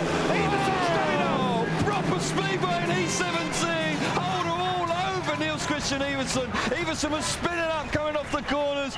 Could not generate enough speed, but somehow hung on. Holder threw everything in the kitchen sink at him there to try and pick up the win. Fredrik Lindgren back in third place, but sensational speedway in heat 17. Iversen desperate for the win, comes up with it. Quick away from the tapes, but I tell you what, he only just won it by the skin of his teeth. That was a smashing race night. Brilliant, absolutely brilliant. Great to watch. That's why we get excited about Speedway. Great sport when it's like that. Niels Christian Iversen the winner. Chris Holder was in second place with Freddie Lindgren third. Holder moves on to double figures and 10 points now. That should be enough for him. And I'll tell you what, that was a big win for Niels Christian Iversen. Well, puts him on tonight and rockets him into the top 8. Well, he needed it, and he certainly has come up with the goods in his last 2 rides. He's got 6 points out of his last 2. We're looking at Chris Holder coming from the outside. Bam! He slams into the side of Martin Vasilek early doors. Iversen hits the front. Freddie Lindgren into second place. Holder, look at that! How close was that down the back straight? And this was really then it fires up because Holder's got a lot of speed now. Round the inside, comfortably into second place. Really nearly clips the back of Iversen as he does so. And then he really sets about Iversen. Look how tight that was. Banging handlebars down the back straight as they just charge into the latter stages of the race. Holder actually gets his nose in front here, but you have to give a lot of credit to Iversen. He responds and then slams the door shut. Super speedway. Don't tried that at home, folks. It's dangerous stuff out there. You need a special license for that one. Chris Holder on 10, Niels Christian Everson on 9, and what a superb Speedway race that was. Yeah. You have to respect these guys. Top draw. Again, if you are joining us for the first time, no brakes, 500cc, these machines. It is very, very dangerous. No brakes, no fear, Nige, and certainly no fear shown by those two boys out in front. We're moving on to heat 18, and Nicky Pedersen's out. Linus Sundström off the inside in red. Jari Campbell goes off gate 2, 9 points to his name. Christoph Kasperzak is off gate 3 in white. Nicky Pedersen off the outside, could do with scoring points here. Yeah, he's on 8 points. It could do with 1 or 2 just to be certain of the semi-finals. Of course, he'd love to win it and move on to 11. He's had to battle hard, hasn't quite shown the speed he's been really searching for. And Hampel last time, he was certainly very impressive. He's going from gate 2. Heat number 18 it is then here in Gothenburg, the Ullevi Stadium. This is the 5th ride for each of these riders, and it's a good start off gate number 2. Jari Campbell makes that start, and he's got that lead. Now down the back straight, this is where it gets interesting. The man in white, Kasperzak, is pushing hard. 3rd is Nicky Pedersen. Trailing at the back is Linus Sundström. Kasperzak around the outside, really pushing his fellow pole, but Hampel holds the line now. Kasperzak pushing so hard there in 2nd place. Hampel having to work a little bit harder now. Now he begins to stretch his legs down the back straight. Nicky Pedersen couldn't land a blow initially. He's in the 3rd place, and you know he's going to keep charging. A point might just be enough to see him through to the semi-finals. But you've got to give a lot of credit here to Jari Campbell. He's on 9 points coming into this race. With another win here, 12 will do very nicely. Yeah, Jari Campbell, who won the opening round in Auckland, New Zealand in March, and now is heading through to the semi-finals in some style. He's got the race under control. Kasperzak was so close to him initially. Yeah. Nicky Pedersen is 3rd and looks as though he's settling for that. Just a quick look over his left shoulder. That'll put him on to 9 points. That should be enough as well. And the win here is going to be for the pole. Jari Campbell ahead of Christoph Kasperzak, and Hampel has ridden quite beautifully tonight. He's dipped onto the radar in many ways because he's not been spectacular. No. But he's done a great job, Kel. He has. He had 3 second places in his first 3 rides, and then he comes up with 2 very impressive wins when he really needed them, and particularly in that race when he was under a lot of pressure early doors from his fellow pole Kasperzak. He responded. He wound it on in front. He generated a lot of speed, and 12 points to his name. He's looking good. Yeah, it's a good effort. 12 points then for Jari Campbell. This is what it means. Hampel leads the GP on 12, Holder's on 10. Woffington is out in heat 20, so he's still got a race in hand, and he will need a victory to finish top of the standings and get first pick of gate positions, although it's looking pretty good for him. And Nicky Pedersen on 9 puts himself in the semi-final places and looking good. Yeah, he is looking good. Nicky Pedersen there just found coming from the outside quite a test, and I'm sure he's slightly frustrated. I'm sure he would have wanted more. This is a huge race now, absolutely huge race. Great stuff again. We're away from the tapes. Hampel, I thought for a moment Kasperzak might be able to get to the front here, but Hampel does terrifically well because he's able to respond. And he gets himself wound up, and Kasperzak then just cannot land the blow. But Jari Campbell really showing terrific class. And after the disappointment of 2 weeks ago, you've got to say that that's a solid performance, and he's going to mean business in the semi-finals. Absolutely, he's up to 35 Grand Prix points now, Jari Campbell. Nicky knows that he's having to really work overtime for every point that he gets. Not easy for Nicky this year so far, just not quite finding the speed he required. But I tell you what, Nigel, we're looking at heat 19, and the man I want to focus on initially is Greg Hancock. Hancock with 6 points to his name. He's won his last 2 rides comfortably, and you've got to say that he comes out of gate 2 here once again. Can he go on to 9 points? That would be a remarkable turnaround.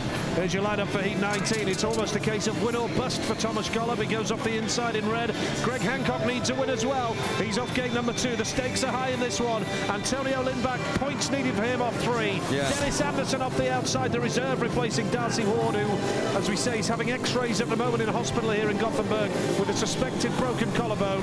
We wish him well. Well, what a competitive race this is. You know, it could go any way really here. The 3 riders on 1, 2 and 3. Golub, Hancock and Antonio Lindback, all capable of getting through to the semi-finals, all really needing the points, particularly Golub. And Greg Hancock.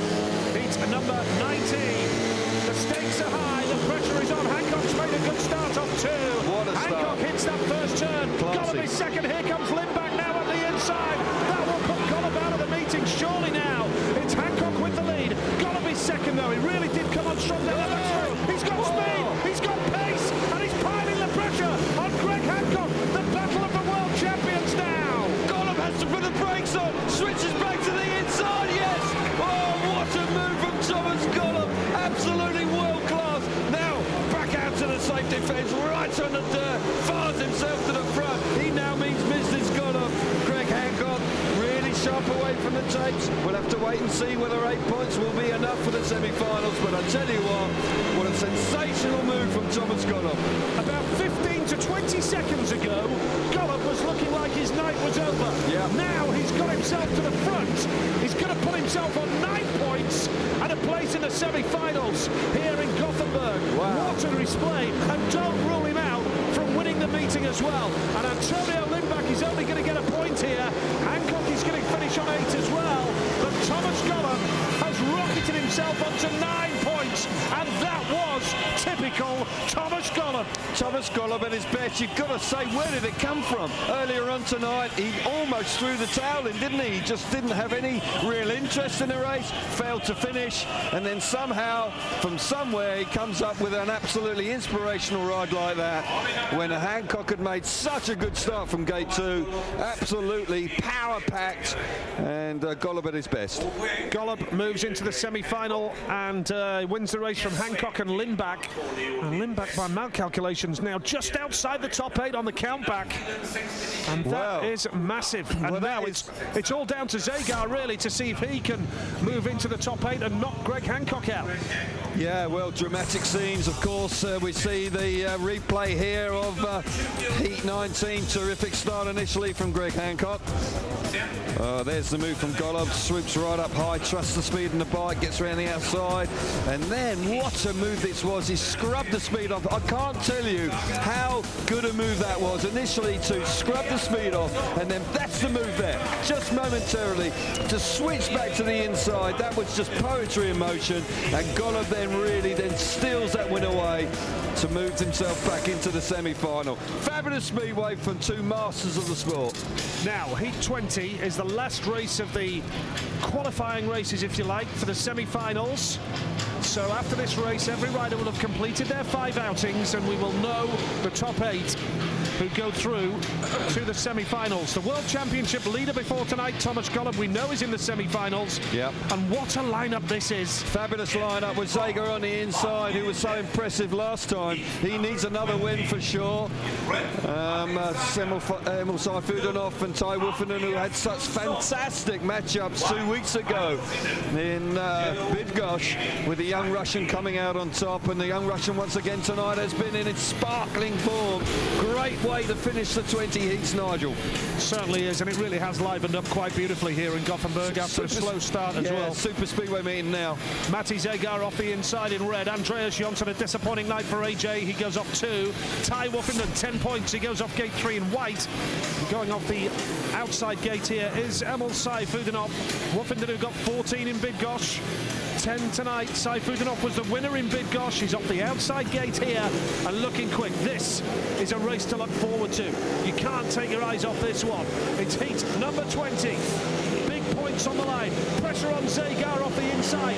Needs to win the race off gate number 1. Now he's made a good start. He's going to hit that first turn. Jonsson up the inside. Saifudanov through the middle. Wolfenden coming through as well. Oh, brilliant first corner there, but got to say Zagar away from the inside was absolutely... Oh my goodness, look at the speed from Emil Saifudanov around the outside. Fantastic move from him, but Zagar somehow responds. Wolfenden back in 3rd place, but Zagar really looking strong out in front. This will do nicely for Matti Zagar, but it's bad news for Greg Hancock, because this will put Hancock out of the semi-finals. The lead is with Matti Zagar now, on the verge of 2 straight victories. Emil Saifudanov is 2nd. 3rd is Ty Wolfenden here. That will put Wolfenden on 11 points, and that would mean that he will get a good pick for the draw for the semi-finals. But Emil Saifudanov looking good here for second right now. That will put him on 11 as well, but he's closing the gap here. Oh, he's so brave around the outside, doesn't really need to do it. He's going to go through, but Zagar, responding under massive pressure, comes up with a big win when he really needed it. Brilliant, absolutely brilliant from Matty Zagar. Superb ride, just when he needed it most. And Greg Hancock with a bit of treatment on his neck there after that crash in Poland last week. It's been a super effort from Greg Hancock. But what about Zagar when the pressure was on? Well, absolutely. After the two last places in his second and third rides, to come out and win his last two, got a feel for Greg Hancock. What a sterling effort that was. But unfortunately, the move by Golub has cost him a semi-final spot and the performance of Zagar in Heat 20. Great ride from Zagar to pick up the 3 points. Zagar the winner, then Emil Seifuganov second. This is what it means overall after 5 rides apiece. Jarek Hampel will have first pick of gate positions, and we now know Nicky Pedersen on 9 is the last qualifier for the semi-finals.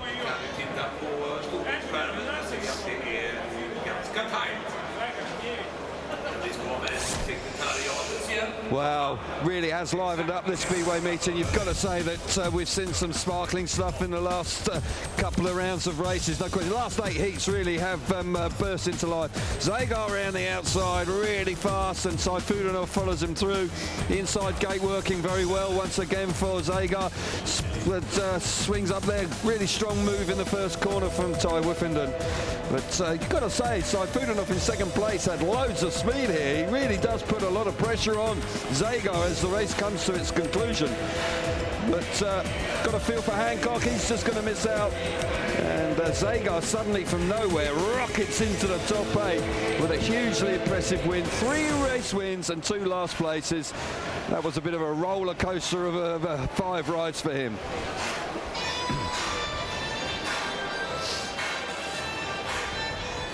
Well, Greg Hancock with an ice pack on his neck, such is the impact of that injury last weekend in Poland, where he was knocked out cold. And I know that shocked him a little bit, because that's not happened to him before. No, and yeah, it's never a pleasant experience to be concussed. But you have to say that he showed a lot of character there. It was just that stunning move from Thomas Golub in Heat 19, effectively, that cost him the opportunity to go through to the semi-finals.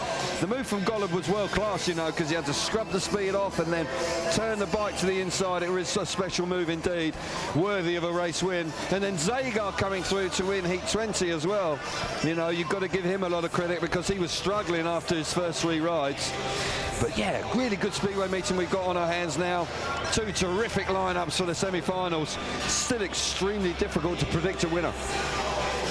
And the lead in the World Championship is wide open as well. A bad night for Darcy Ward, not just because of his injury, of course, but because he hasn't scored. And we wish him all the very best, of course, because it was a nasty crash. But he was. Jarek Hampel and Ty Wiffenden are they're in a good position. Jarek Hampel now on 35 points, and Ty Wiffenden now on 34 points. Golub's on 40. Yeah. So he could well extend his lead in the World Championship tonight. Yeah, Golub has responded well. I thought for a moment we were going to have one of those nights where basically he just throws the towel in and doesn't really care, but you have to say, after looking quite despondent, he has responded brilliantly and has fired himself with a terrific ride into the semi-finals.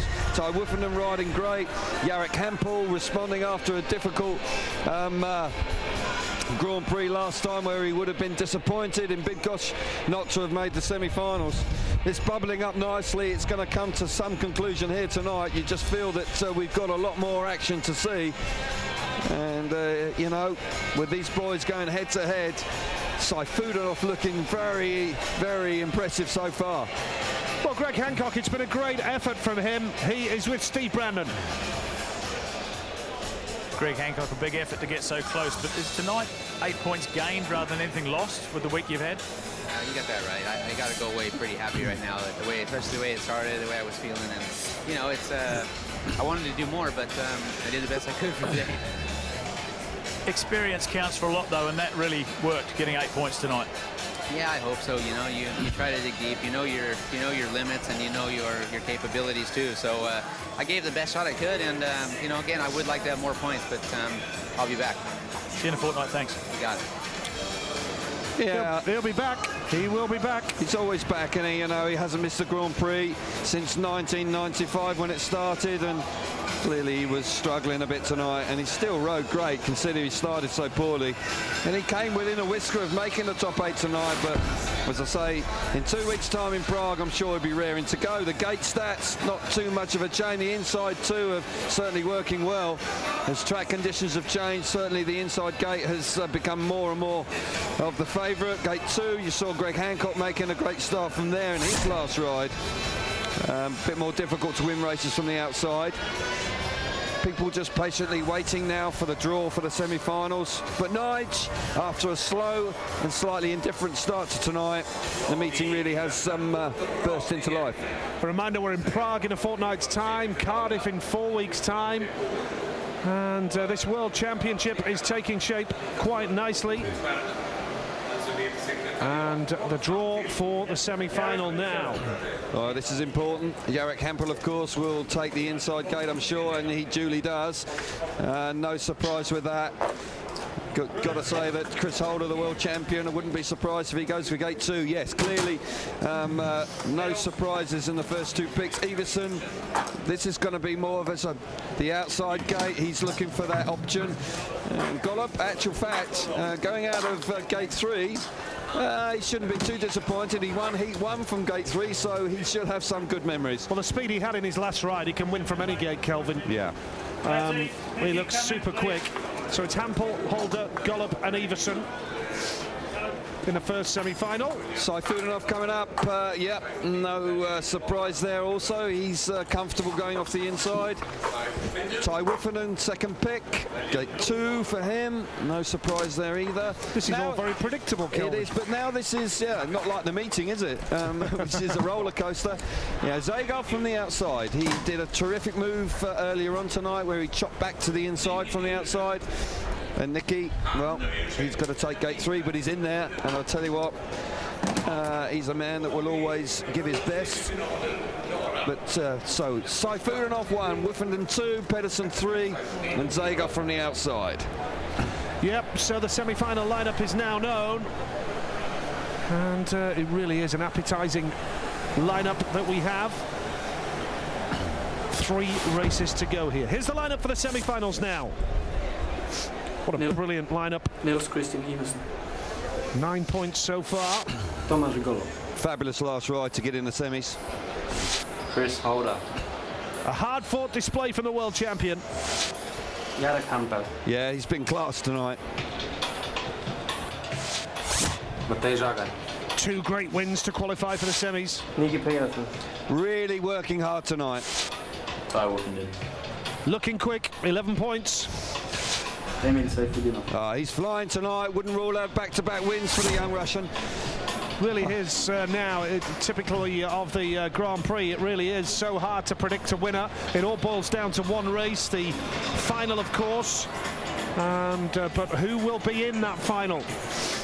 Well, I fancied Holder coming into tonight. I know that you tipped earlier in the week Ty Wuffenden. You could easily see both of those boys going through, but with the performance from Gollop in his last ride, you couldn't rule him out either, so it's extremely difficult to know which way it's going to go. You just sense that riders that have been there a little bit, you know, now all of a sudden Holder is a rider that you sense with the record he's got here, he'll be really, really pushing for a final slot. Chris Holder, reigning World Speedway champion, and all that goes with that. Was 7th in the World Championship before tonight. 9 points in Auckland, 10 in Big Gosh for Chris Holder, 10 here tonight as well. So the reigning champion has been consistent. Yeah, and consistency is hugely important at Grand Prix level. You know, he hasn't been quite at his best so far this season, but tonight, you know, you can see he's showing real character and real class. And even though he hasn't won all these races, he's still been extremely competitive. And heat semi-final coming up. Can't wait.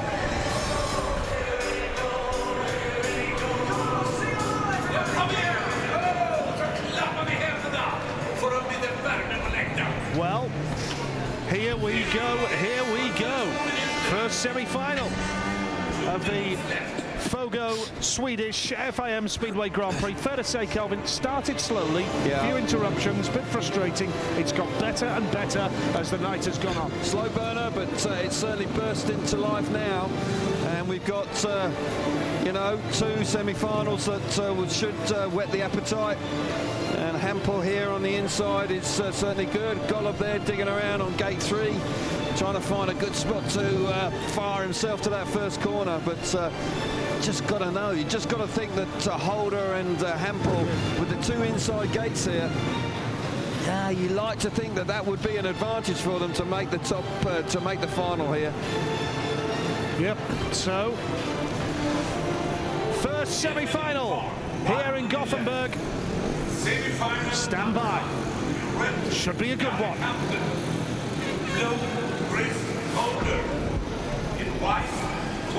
So Jarek Hampel goes off the inside. He's had a very steady, consistent night, Jarek Hampel, and led the scorers on 12. Chris Holder goes off gate number 2 in blue, 10 points to his name. Thomas Golob left it late, salvaged his night with a brilliant ride. And Niels Christian Iversen also doing it when it mattered most, off the outside in yellow. Yeah, he certainly did. And you've got to say that Iversen, just after a disappointing start, he came up with a vital win when he really needed it. But that man, Golob, after a strange night of Speedway for him, where he's been up and down, rode like an absolute superstar in his last ride to beat Greg Hancock and get himself here. But Hampel, his compatriot, the pole on the inside, he's been looking good, and 2 wins in his last 2 rides certainly have given him the opportunity with the inside gate of making the big final here this evening. So the first semi-final here in Gothenburg. Nerves jangling at the start here. Team tries, Holder's made a good one, so it's about off the inside. Hampel, super right from Jarek Hampel. Chris Holder is second now. Coming through is Iversen in yellow. Golub's on the back, but not for long. Golob comes through into third. The lead here is Jarek Hampel. Chris Holder is second. Holder's got work to do to hold them back, but right now, Hampel looking quick. Brilliant start from Jarek Hampel on the inside. He fires himself to the front. Iversen now gets the better of Golob. Golob now responds. No, he can't get back up the inside. Holder in second place, riding a steady race, but Hampel, look at the speed he's got. He's putting away, looking really strong out in front. Well, Jarek Hampel has a great chance with the weight shaping up now to lead the World Championship tonight, because Thomas Golob is not going to qualify for the final. Hampel now is looking good for 15 points to go into the final. Yeah. Second place is Chris Holder with his best score of the season so far. Third in yellow is Niels Christian Iversen, and Thomas Golob has given up, really. Yeah. He's well and truly at the back. Hampel out in front though, Nigel. What a ride from him. Took full advantage of the inside gate. 3 race wins on the spin for the pole. He's looking good tonight. The champion, world champion in second place. Those 2 boys through to the final. And big disappointment for Golob after such a stunning ride to get himself into the semis. Golub's on 40 World Championship points now. Jarek Hampel is on 38. If Jarek Hampel wins the final, he will lead the World Championship. This man in the red helmet, what a performance. Superb effort from him. And Niels Christian Iversen finishes on 10 points. Hampel the winner, Chris Holder second. They're into the final. Niels Christian Iversen was third, and Thomas Golob at the back. Means now that Hampel's on 15 and Chris Holder is on 12. That's his best score of the season so far. Yeah, brilliant stuff from the world champion, beginning to get back to top form. But what a ride there again from Jarek Hampel. So clinical, so professional in his performance here. It's got the inside gate. It's neck and neck between he and Holder as they get into the first corner, but the advantage of the inside gate was clear to see there. Took full advantage, and he's got plenty of room going down the back straight. Golob this time misses out, can't make gate 3 work. Just can't quite get the bike to the first corner, and when you've got such quality on gates 1 and 2 on the inside of you, it's always going to be a tough call. Iversen makes Golob work, and they do have a bit of a ding-dong battle for third place throughout the race, but Hampel out in front. He looked really good, and he's looking favourite right now. I have to agree with you there, Kelv. Yeah, the Poles, no wonder they're celebrating. Yeah. Fantastic win. Disappointment for them with Golob, but this man, look at him. Well, 3 straight wins. Fabulous 3 straight wins. He's had the inside gates, obviously, to take advantage of, but you still got to do it. And Hampel, he's an understated character, hugely professional, and he's bouncing back in grand style here tonight. And when he's in the lead, he's almost impossible to pass. He generates lots of speed. He's got a really cool style about getting speed off the corner, and we saw saw it again in the semi-final there. Emil Saifutinov goes off the inside here in the second semi-final. Who will join Hampel and Holder in the final? Ty Woffenden goes off gate 2, both on 11 points from the inside 2 gates. Yeah. Nicky Pedersen, triple world champion, off gate 3. Mate Zagar, who salvaged his situation with 2 straight wins in races 4 and 5 for him, is off the outside gate. He is, and Zagar, who came second 2 weeks ago in Bydgoszcz, is enjoying a really good Grand Prix series so far. Got to say, the 2 youngsters on gates 1 and 2 here, they could put on quite a demonstration for us. Saifutinov from Russia, Pedersen from Denmark in white. What a lineup for this second semi-final here in Gothenburg. 10 tries. Pedersen's made a decent one, so has Woffenden. Oh!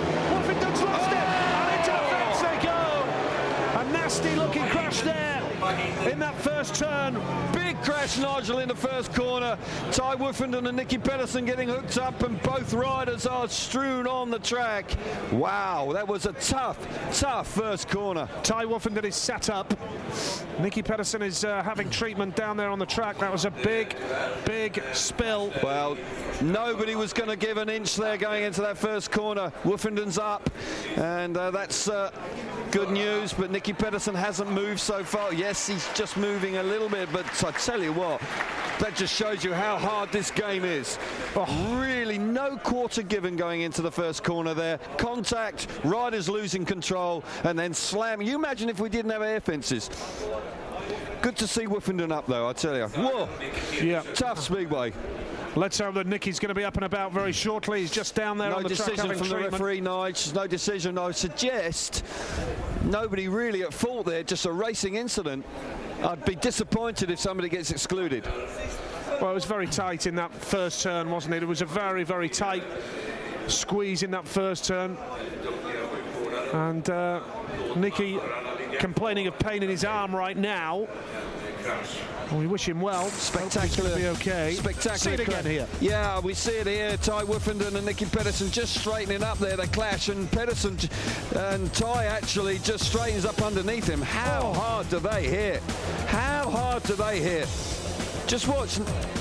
Ty Woffenden just straightens up there and just hits the side of Nicky Pedersen, and he's out of control, and they just can't. God, dear oh me, that really is quite dramatic. We are hearing all 4 will be invited back for the restart. Yeah, it's just Ty just can't get away from it. I tell you what, if these 2 boys get up and they can take part in the rerun, it'll be a minor miracle, because that is really a tough call. They're just getting out of shape. Bike locks up underneath him. He's out of control now, and he's running in the side of Nicky. And now, boom! Oh, my goodness me! Wow! Well, Ty is walking back across the infield. Nicky is having treatment. Speedway's hardcore, Nige. Yeah. How did you do it for so many years? It's you're a special breed, you boys. No air fence then either, Nigel. No. Just imagine if there was no air fence then. You wouldn't see Ty Woffenden getting up to his feet. There's all 4 in the rerun, but obviously we're going to have a delay because Nicky is still up. He's up. That's great news. Really good news. Great stuff. Nicky Pedersen on his feet. Fantastic. And he'll be aware that he's invited back for the restart.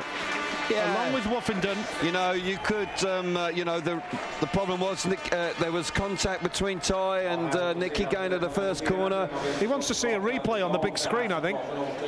He was looking towards the big screen. He'd love to see that again, I'm sure. This is where your fitness comes in, Nige. He's in great shape. You know, he's a rider that's been around a long time. He's been slammed into the safety fence and the track. Ty Woffenden looks perfectly okay. He's got a little bit of a shiner. Tomorrow morning he's going to have some. He's going to have a little bit of a mark of respect. There we go. Hey, mate. There we go. Somebody giving him a right hook. Nicky Pedersen going in the first corner. And now Nicky's walking back across the infield, which is great to see. Well, I'm delighted because that when you saw the slow-mo of that, it just looked quite horrific. Yeah. But this is Speedway. This is a tough sport. And the boys are walking back. Here we go again. 2 boys on Nick. Doesn't get any prettier, Kelvin. No, you could run this all night long, mate. It'd still be the same. And boom, round you go. Where they're very lucky there, they get thrown clear of their bikes. You know, that's the good bit. When we see it here, there's contact now, they're out of control, boom, and both riders get thrown clear of the bikes, and that is a massive bit of good fortune, because if the bikes had landed in and around them, that's when things can get broken. Oh. And both of them have walked away from that. Look at Pedersen there, I tell you what, wow. And like you say, Kelvin, Nicky's fitness here, he is an athlete.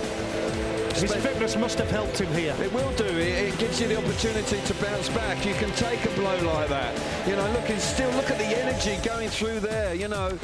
My back is killing me. Yeah, but you've got 2 more rides, mate, possibly. Worry about it tomorrow. Oh. The adrenaline will be running.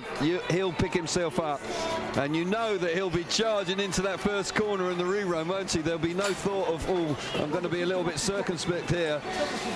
Wiffenden, of course, there's the back protector. You've got to be absolutely delighted you're wearing one of those. Early days, mate. Wasn't so common, but nowadays, no, and now, absolutely vital bit of kit. Got to have a back protector on, and also the chest protector. They now make some really sophisticated kit. Are they compulsory? No, but certainly should be. Wow. So, interview on the way very shortly. Woofenden with a shiner, and back in the restart. I'm quite sure there will be some who will argue that maybe Woofy is fortunate to be back in that restart, but yeah, he was the one that caused it, because he actually gave Nicky a bump, but it wasn't intentional, and I'm pleased to see them back. But the referee could have been tough and said that Woofenden was the cause of the stoppage. If it was at any other part of the track, somebody would have had to have been disqualified there. Absolutely. If that was the 3rd turn and not the 1st. Yes, they would. Somebody would have had to have gone. Yep, absolutely. And, but we're going to have to get ready now. Obviously, Nicky Pedersen's taking his time. Yep. Chris Holder now. Well, he'll be happy because he's looking forward to the final, and he's with Steve Brandon. Chris Holder, you're the world champion of a sport that involves a lot of tough men. Yeah, to be honest, I think them 2 boys, Nicky and Ty, are probably the toughest ones here. And it's never good to see a crash like that, but thankfully they're both up. Their bikes are probably not real good, but I don't think that'll affect them. And much better night for you, sir. Yeah, tell me about it. I feel good. I didn't have a lot of speed in that semi. I was quicker than the other guys, but Jarek was, a lot faster than me, so I need to make a couple of changes and see what happens. No one else can hear us because the bike in the background, but what changes will you make to get quicker in the final? To be honest, I'm going back up a sprocket. I was too flat off the corners, and Jarek was getting away from me. But we'll see what happens. You might have no choice either. So good luck in the last one. Yeah, I know. We'll see what happens. Yeah, does that mean he's dropping a tooth? No. The reverse of that, he's actually putting a tooth back on. Is he? The bike was lazy coming off the crashes we've had tonight, I'm surprised people aren't trying to put teeth back in after some of the crashes they've had. Oh, you're talking about the bikes? I am indeed. That's what I'm here to do. I don't know any dentistry, but certainly no. Holder there looking for a little bit more oomph out of the engine. He's just going to gear it up a bit and get the bike a bit more lively. He felt that it was a bit lazy. Well, we are preparing for the restart of this second semi-final. The race director, Tony Olsen, will give as much time as he possibly can for the riders to get set. And Nicky was complaining of his arm, and you can see there's ice treatment now, but there's no way he's missing this semi-final, is there? No, he'll be there. He's just going to take his time. He's been around a while, and he knows not to rush. Ty's there, got his helmet on, and he's getting ready. I think it'll be interesting to see what bike he can ride, because sometimes when you see crashes like that, you may have to change a bike. Possibly might have got away with it, but he'll be hoping he can ride that bike, because it's been so fast tonight. And good to see him out, ready to go for the rerun.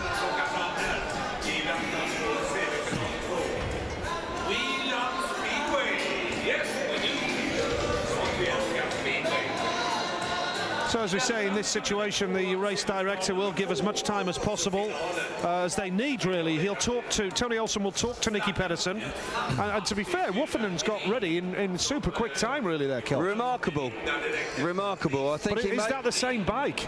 I don't know. I think it is because it's dirty, so I suggest that is the one that he's ridden so far this evening, and that's good news. That's good news for him because he has complete confidence in that. I think he should have made... He was... I think the riders, maybe certainly Ty Woofenden, maybe a little premature because when we last looked at Nicky, and we're looking at him now, he's only just beginning to put his Kevlars back on, so he's in no rush, and Ty Woofenden had already pushed off and got the bike running, so... Well, it's just more drama on what has been a spectacular, as we say, it started off slowly, but my goodness. It was frustrating at the beginning of the meeting with the obviously extensive track grading and then obviously restarts and some incidents, but you've got to say that now, since probably the interval, I've got to say that the meeting really has burst into life and we've enjoyed a really good night at Speedway. And it's not over yet, folks. We've got a rerun of semi-final 2. And there's quality on track. In actual fact, you've got 3 of the semi-finalists from 2 weeks ago here with Pedersen, Seifutenhoff and Woofenden when they enjoyed a fantastic second semi-final. The only ingredient missing is Darcy Ward. Well, he's a tough rider, Nicky Pedersen. Second semi-final then is coming up very shortly on what has been another dramatic night of Speedway. All 4 riders back for the restart. 22nd race of the night. Semi-final 2 on the way.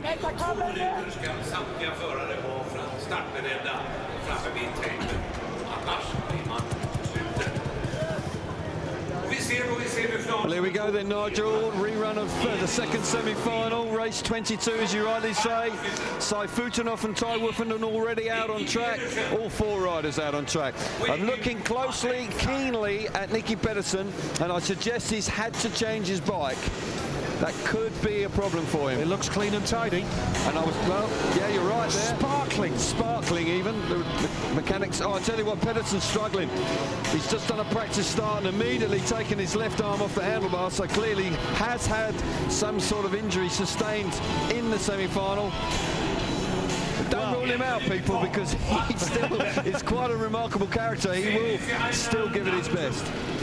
Fantastic rider, Nicky Pedersen, and has been a real box office down the years, Nicky, in the Grand Prix and wherever he's raced. The restart of Heat 22. Emil Seifutenhoff goes off the inside. Ty Woofenden on the same bike that he crashed with. Yep. He's off gate 2. Nicky Pedersen on a new bike, gate 3 white. Yes. Matti Zagar going off the outside in yellow. Yeah, Zagar's had to be patient. Of course, he wasn't involved in the incident, nor was Seifutenhoff on the inside. What an exciting prospect we're in for here. Second semi-final, great lineup. In actual fact, all 4 of these riders were heavily involved in the Bydgoszcz Grand Prix just 2 weeks ago.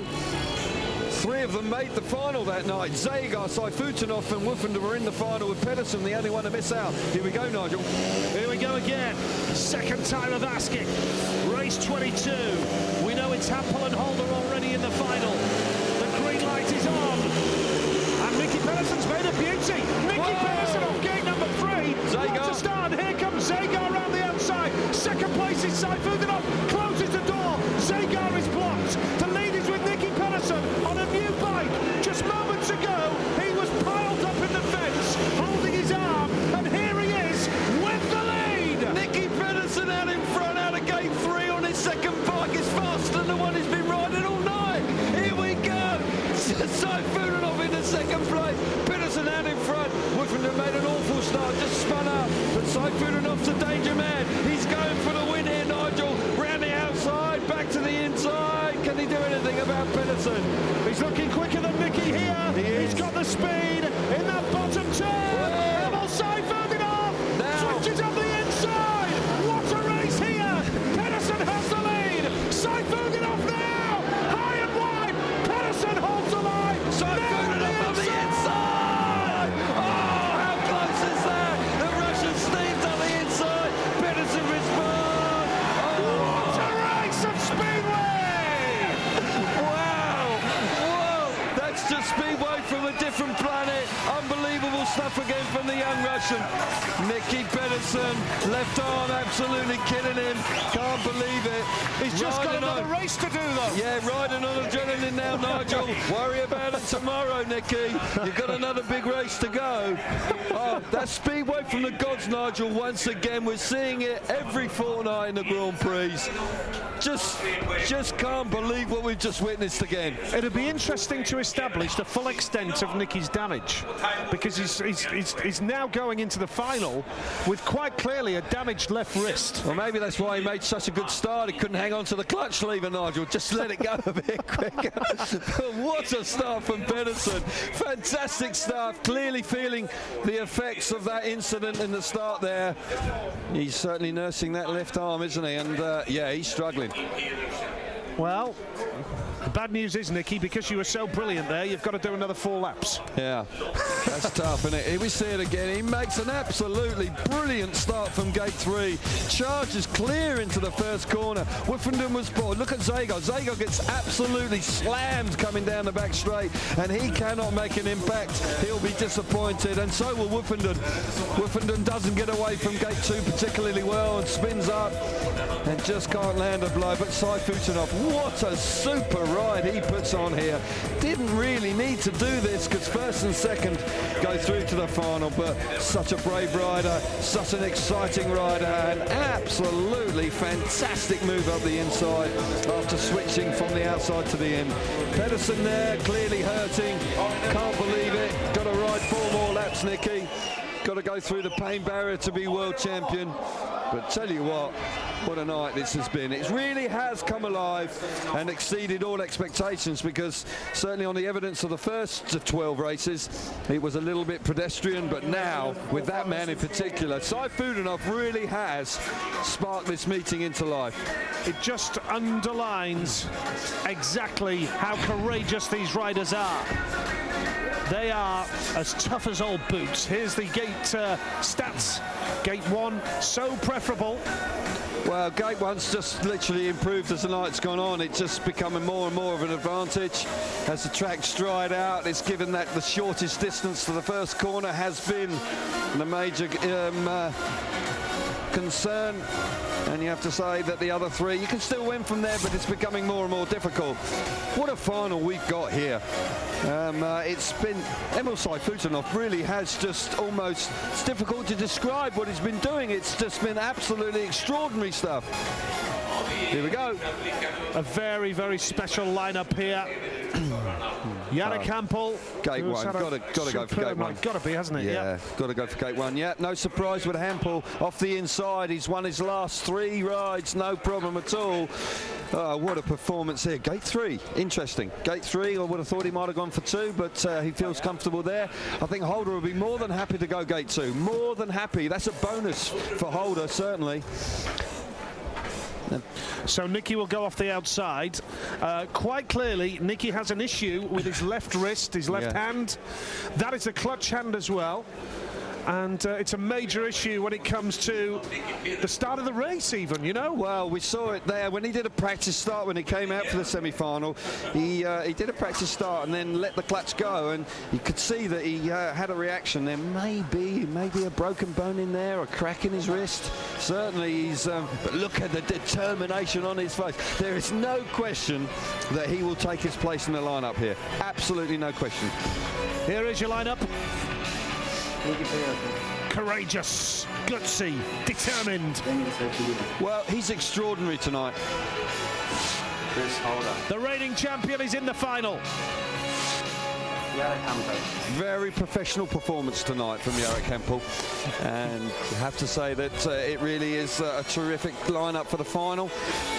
It's been dramatic stuff. The story once again certainly, you know, Nicky Pedersen is certainly going to grab a lot of the headlines tomorrow in the press. And he's ridden really great, you know. He's scrapped his way in there. You know, we said it earlier on how hard he was having to work. and somehow he's found his way into the final. So, you know, all credit to him. But this man, Emil Sayfutunov, what a night of Speedway. That ride in the semi-final there, to charge to the front. Wow, what a performance. He just found so much speed, and didn't matter what Nicky Pedersen did, he just found a way through. He must be riding for his father. He must be, his dad is gravely ill. He's been back to Russia. He's missed league meetings. He's coming to the meeting probably with his mind on other things, clearly. But what a way to respond. This is a special night for him. I think, you know, he really is back on the scene big time. Yeah, and it's good to see. And Jari Campbell, we remind you, if Jari Campbell goes out and wins this race, then he will be on 41 World Championship points. He'll be a point ahead of Thomas Golub at the top of the leaderboard. Golub now is on 40 Grand Prix points. Jari Campbell was on 23 before tonight. He's on 15 tonight, so that's 38. 2 behind Golub. And so if Hampel wins this race, wins the final, he will be top of the World Championship. Yeah, so tight, so exciting. Not a disaster for Golub, of course, but he's done well. But Hampel's ridden beautifully tonight. He's bounced back in fine style. Pedersen just taking his time. He really is struggling, isn't he? He's done so well to make it to the final tonight. There's Hampel. Hampel on the inside again. This is an advantage. We know that. We've seen the gate stats. It's 11 race wins from the inside. Pedersen now coming from the outside. It's going to be tough. It's going to be tough from the outside. He's going to need a little bit of good fortune. If he doesn't make a jet-propelled start, he will need a bit of good fortune to get amongst the big points. I would suspect he can only keep that clutch in for so long. Yeah, he will. There's an injury to the wrist area, and it's going to be awkward. And clearly after the race in the semi-final he was really feeling it, but he's got 60-70 seconds to now hang on to see if he can gain some more points in the big final here tonight in the Ullevi. Under 2 minutes, final 2 minutes to stop. Well, the 2-minute time allowance is on. The riders are being pushed off, ready for the final here in the Ullevi Stadium in Gothenburg. Can Emil Sayfutunov make it 2 Grand Prix wins on the trot after his wonderful win in Bydgoszcz a fortnight ago? Will Jari Campbell make it 2 Grand Prix wins in 3 after winning in Auckland? Yeah. Or will we see Chris Holder or Nicky Pedersen win for the first time this year? It's a fascinating lineup, Kelvin. It is a fascinating lineup. It's a quality lineup. I sense that Holder was beginning to find his form coming into tonight, and so it's proved. He's ridden well. Hampel has been in sparkling form. He's understated certainly the first 3 rides. He only had 6 points, and then he really has burst to life. But it's worked out for him. He's had that inside gate on many occasions tonight, and he's got it here in the big final. And Sayfutunov, well, he has been irresistible. His speed, even in traffic, and the moves he's been making, I suggest it's going to be a very, very tough call. If you beat Sayfutunov, you can give yourself a pat on the back. Just a little bit. Here's your lineup. Jari Campbell goes off the inside. A win, and he leads the World Championship. Chris Holder, the reigning World Champion, goes off gate number 2. Emil Sayfutunov, winner in Bydgoszcz a fortnight ago, goes off gate 3 in white. And the triple World Champion, the legend, Nicky Pedersen, goes off the outside in yellow. Yeah, carrying that wrist injury that he sustained in that horrific-looking crash in the second semi-final.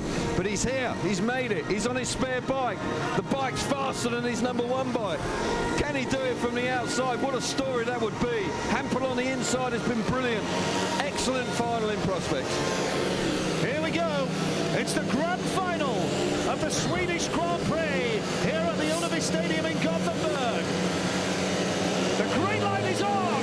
Oh! 10 tries, and Chris Holder's made a beauty of 2. Chris Holder has that lead. Watch out on the inside. Sayfutunov now Holder down the back straight. Chris Holder from Emil Sayfutunov. Pedersen 3rd. Hampel at the back, and Chris Holder, the reigning world champion, has got the lead at the end of lap 1. What a fabulous start from the world champion. Sayfutunov on the inside. Now Holder responds around the outside. Holder in the front, but Sayfutunov is so fast.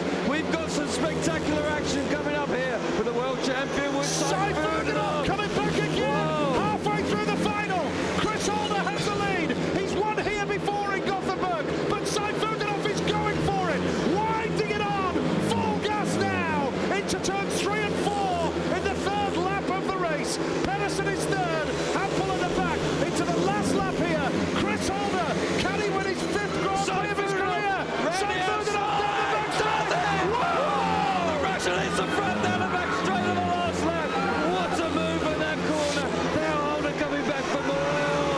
Emil Seifudenhoff wins a second successive Grand Prix. He won in Bydgoszcz a fortnight ago.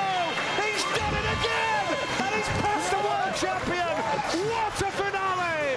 What a performance! The Russian rocket, Emil Seifudenhoff, has just raised the roof at the Ullevi. What a ride that was from Emil Seifudenhoff out of nowhere. Wow, round the outside of Chris Holder. Holder made such a good start from gate 2 and looked like he had the race in his pocket. But Emil Seifudenhoff has been absolutely sensational here tonight. From nowhere he finds that extra speed. And there's no way that Holder could hold him off. It was just absolutely sensational speed. Well, Emil Seifudenhoff has definitely moved into a different gear this year. 2 wins on the trot, 2 Grand Prix wins on the trot. That is just absolutely sensational performance from Emil Seifudenhoff. And I'll tell you what, the top of the World Championship has tightened up tonight. Seifudenhoff the winner, Chris Holder was second, Nicky Pedersen was third. Many congratulations to Emil Seifudenhoff, the winner of the FOGO Swedish FIM Speedway Grand Prix and top scorer on the night with 17 from Hampel on 15 and Chris Holder on 14 points. Thomas Gollop retains his lead in the World Speedway Championship on 40 points. Yeah. Jarek Hampel and Emil Seifudenhoff are on 38, 2 points between the top 3 riders in the world right now. And I can also tell you Ty Woffenden on 35, 5 points behind between 4 riders. Well, the World Championship's really tight at the top. Got to say that Emil Seifudenhoff has come from nowhere after a disappointing New Zealand Grand Prix. He's then won the next 2. That really is just emphatic performance. Nicky Pedersen, got to give him an awful lot of credit. You know, with that injury he sustained in that accident in the second semi-final, I tell you what, he was there charging hard down that back straight on the opening lap. But Holder, he probably can't believe quite what's happened to him because Seifudenhoff was... He had the race in the back. He had the race in his pocket. He made such a good start from gate 2. But Emil Seifudenhoff has put on a show here that it's absolutely out of the top draw. Just got a little bit excited in that final, then I quite enjoyed that, Kelvin. Yeah, me too. You've got to say that Holder right up the bank in there and down the back straight. He fires himself back to the front. Look at Seifudenhoff, the bike's just generating so much speed. He can ride wherever he wants. Holder there desperately trying to hang on out in front. Wants to hang on, he's got 2 laps to go here, but Seifudenhoff's all over him like a rash. And round the outside, what a sweet move that was. Fantastic move from the young Russian. We'll see it again. We can see it all night long. Sensational move, and Holder just cannot resist the charge from Emil Seifudenhoff. He hits the front, and that's where he stays, and he wins consecutive Grand Prix. That was a special ride. Especially as his father is so seriously ill back in Russia, of course, as you mentioned before, Kelvin. Yeah. Really is a sensational display. He's a delightful young man, always polite, always got a shake of the hand, always got a conversation to have. He's a great guy. I would suggest there would be quite an emotional response here. I think that the team and Emil will be certainly riding for his dad. And we have seen once again some dramatic speedway in the second half of this meeting. Didn't start great, but I tell you what, it's finished out of the top draw. It really was a tremendous way to come to the end of the night, and everybody's been treated to some spectacular stuff once again. Sensational speedway. Emil Seifudenhoff is with Steve Brandon now. Emil Seifudenhoff back-to-back wins. That doesn't happen often in the Grand Prix series. We just did a very good job, and me and my team, unbelievable. I had a little bit stress because I'm watching my home. My dad is a little bit, it's no good, you know. So. But I do it for him, and I believe it will be good. And thank you. 38 points in total, second in the championship. Dad will be very proud. Yeah, but I want to know one but I do everything, you know, with my team, with my sponsors, with my family help me, and I do everything in the track. And, today's with Chris, 2 hits was fantastic. Even in the final, you know, I have a little bit, my hand is tired. You're tired, but enjoy the podium tonight. Many, many congratulations, Emil Sayfutdinov. Thank you. Yeah, many congratulations to Emil Sayfutdinov. It's a fantastic effort. He's past the world champion in the final of a Grand Prix. Really is terrific stuff. Here's the standings.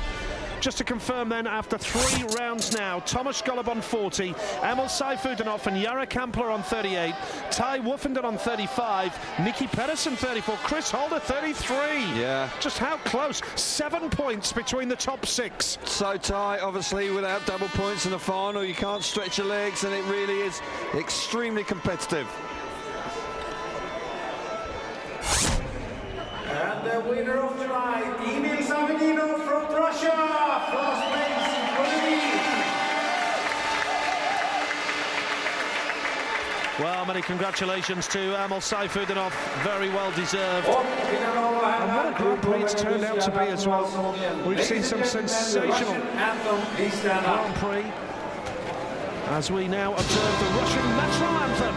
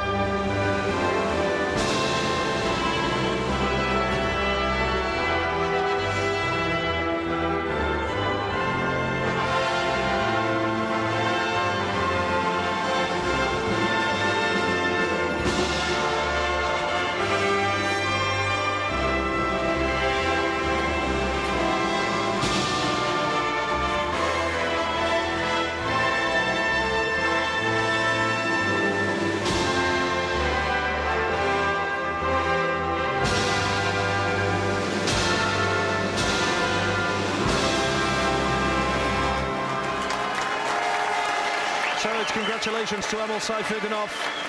What a night he's had. Got to say as well, Nicky Pedersen, what a superstar, what a legend. You know, he's got a wrist injury. He's got his wrist in an ice pack here. Well, it's just he's going to need an X-ray on that, isn't he, Kelvin? Quite likely. I would suggest he's going to have some physiotherapy on it at the very least. But another huge performance from Nicky Pedersen. He wasn't the fastest rider on the night. He had to work extremely hard for all his points, and he got through to the final and very nearly got there. Chris Holder, that's more like it from the champion. He was so very nearly the winner on the night. He looked better. That will be a huge confidence booster for him. I'm sure he'll feel a lot better about the upcoming meetings. Just got better and better, round by round, hasn't he? Yeah, he has, and he's there, he's fighting strong. But this man, Emil Sayfutdinov, what a night again. He won an absolutely sensational Speedway meeting 2 weeks ago. And you have to say, after the first 12 races here tonight, this one has been pretty spectacular too. And Sayfutdinov has done it in a way. He hasn't done it from the start. He's been coming through the traffic on a track that is extremely difficult to pass on. And I can't say how impressive that is. That really has been something very special indeed. Well, as the meeting went on, it's fair to say it just got better and better. The standard of the racing, the stakes got higher and higher. You know, the boys were really going for it early on. A few delays, not a lot of passing early on, strung out races, but later on, wow, we have seen some sensational action out there. Yeah, it certainly did the Grand Prix justice, and these riders in the Grand Prix now are really beginning to take the sport to a new level, I believe. And that's where, you know, you look at Nicky Pedersen, who's been around for some time. He's there hanging in with them. He's in the championship chase. He desperately wants it. But riders like Holder, Sayfutdinov, Ty Woofenden, Jarek Kampel, you know, they really are pushing the boundaries. They're moving the sport on. And again, we have witnessed some sterling stuff, you know, stuff that takes your breath away. Really does. And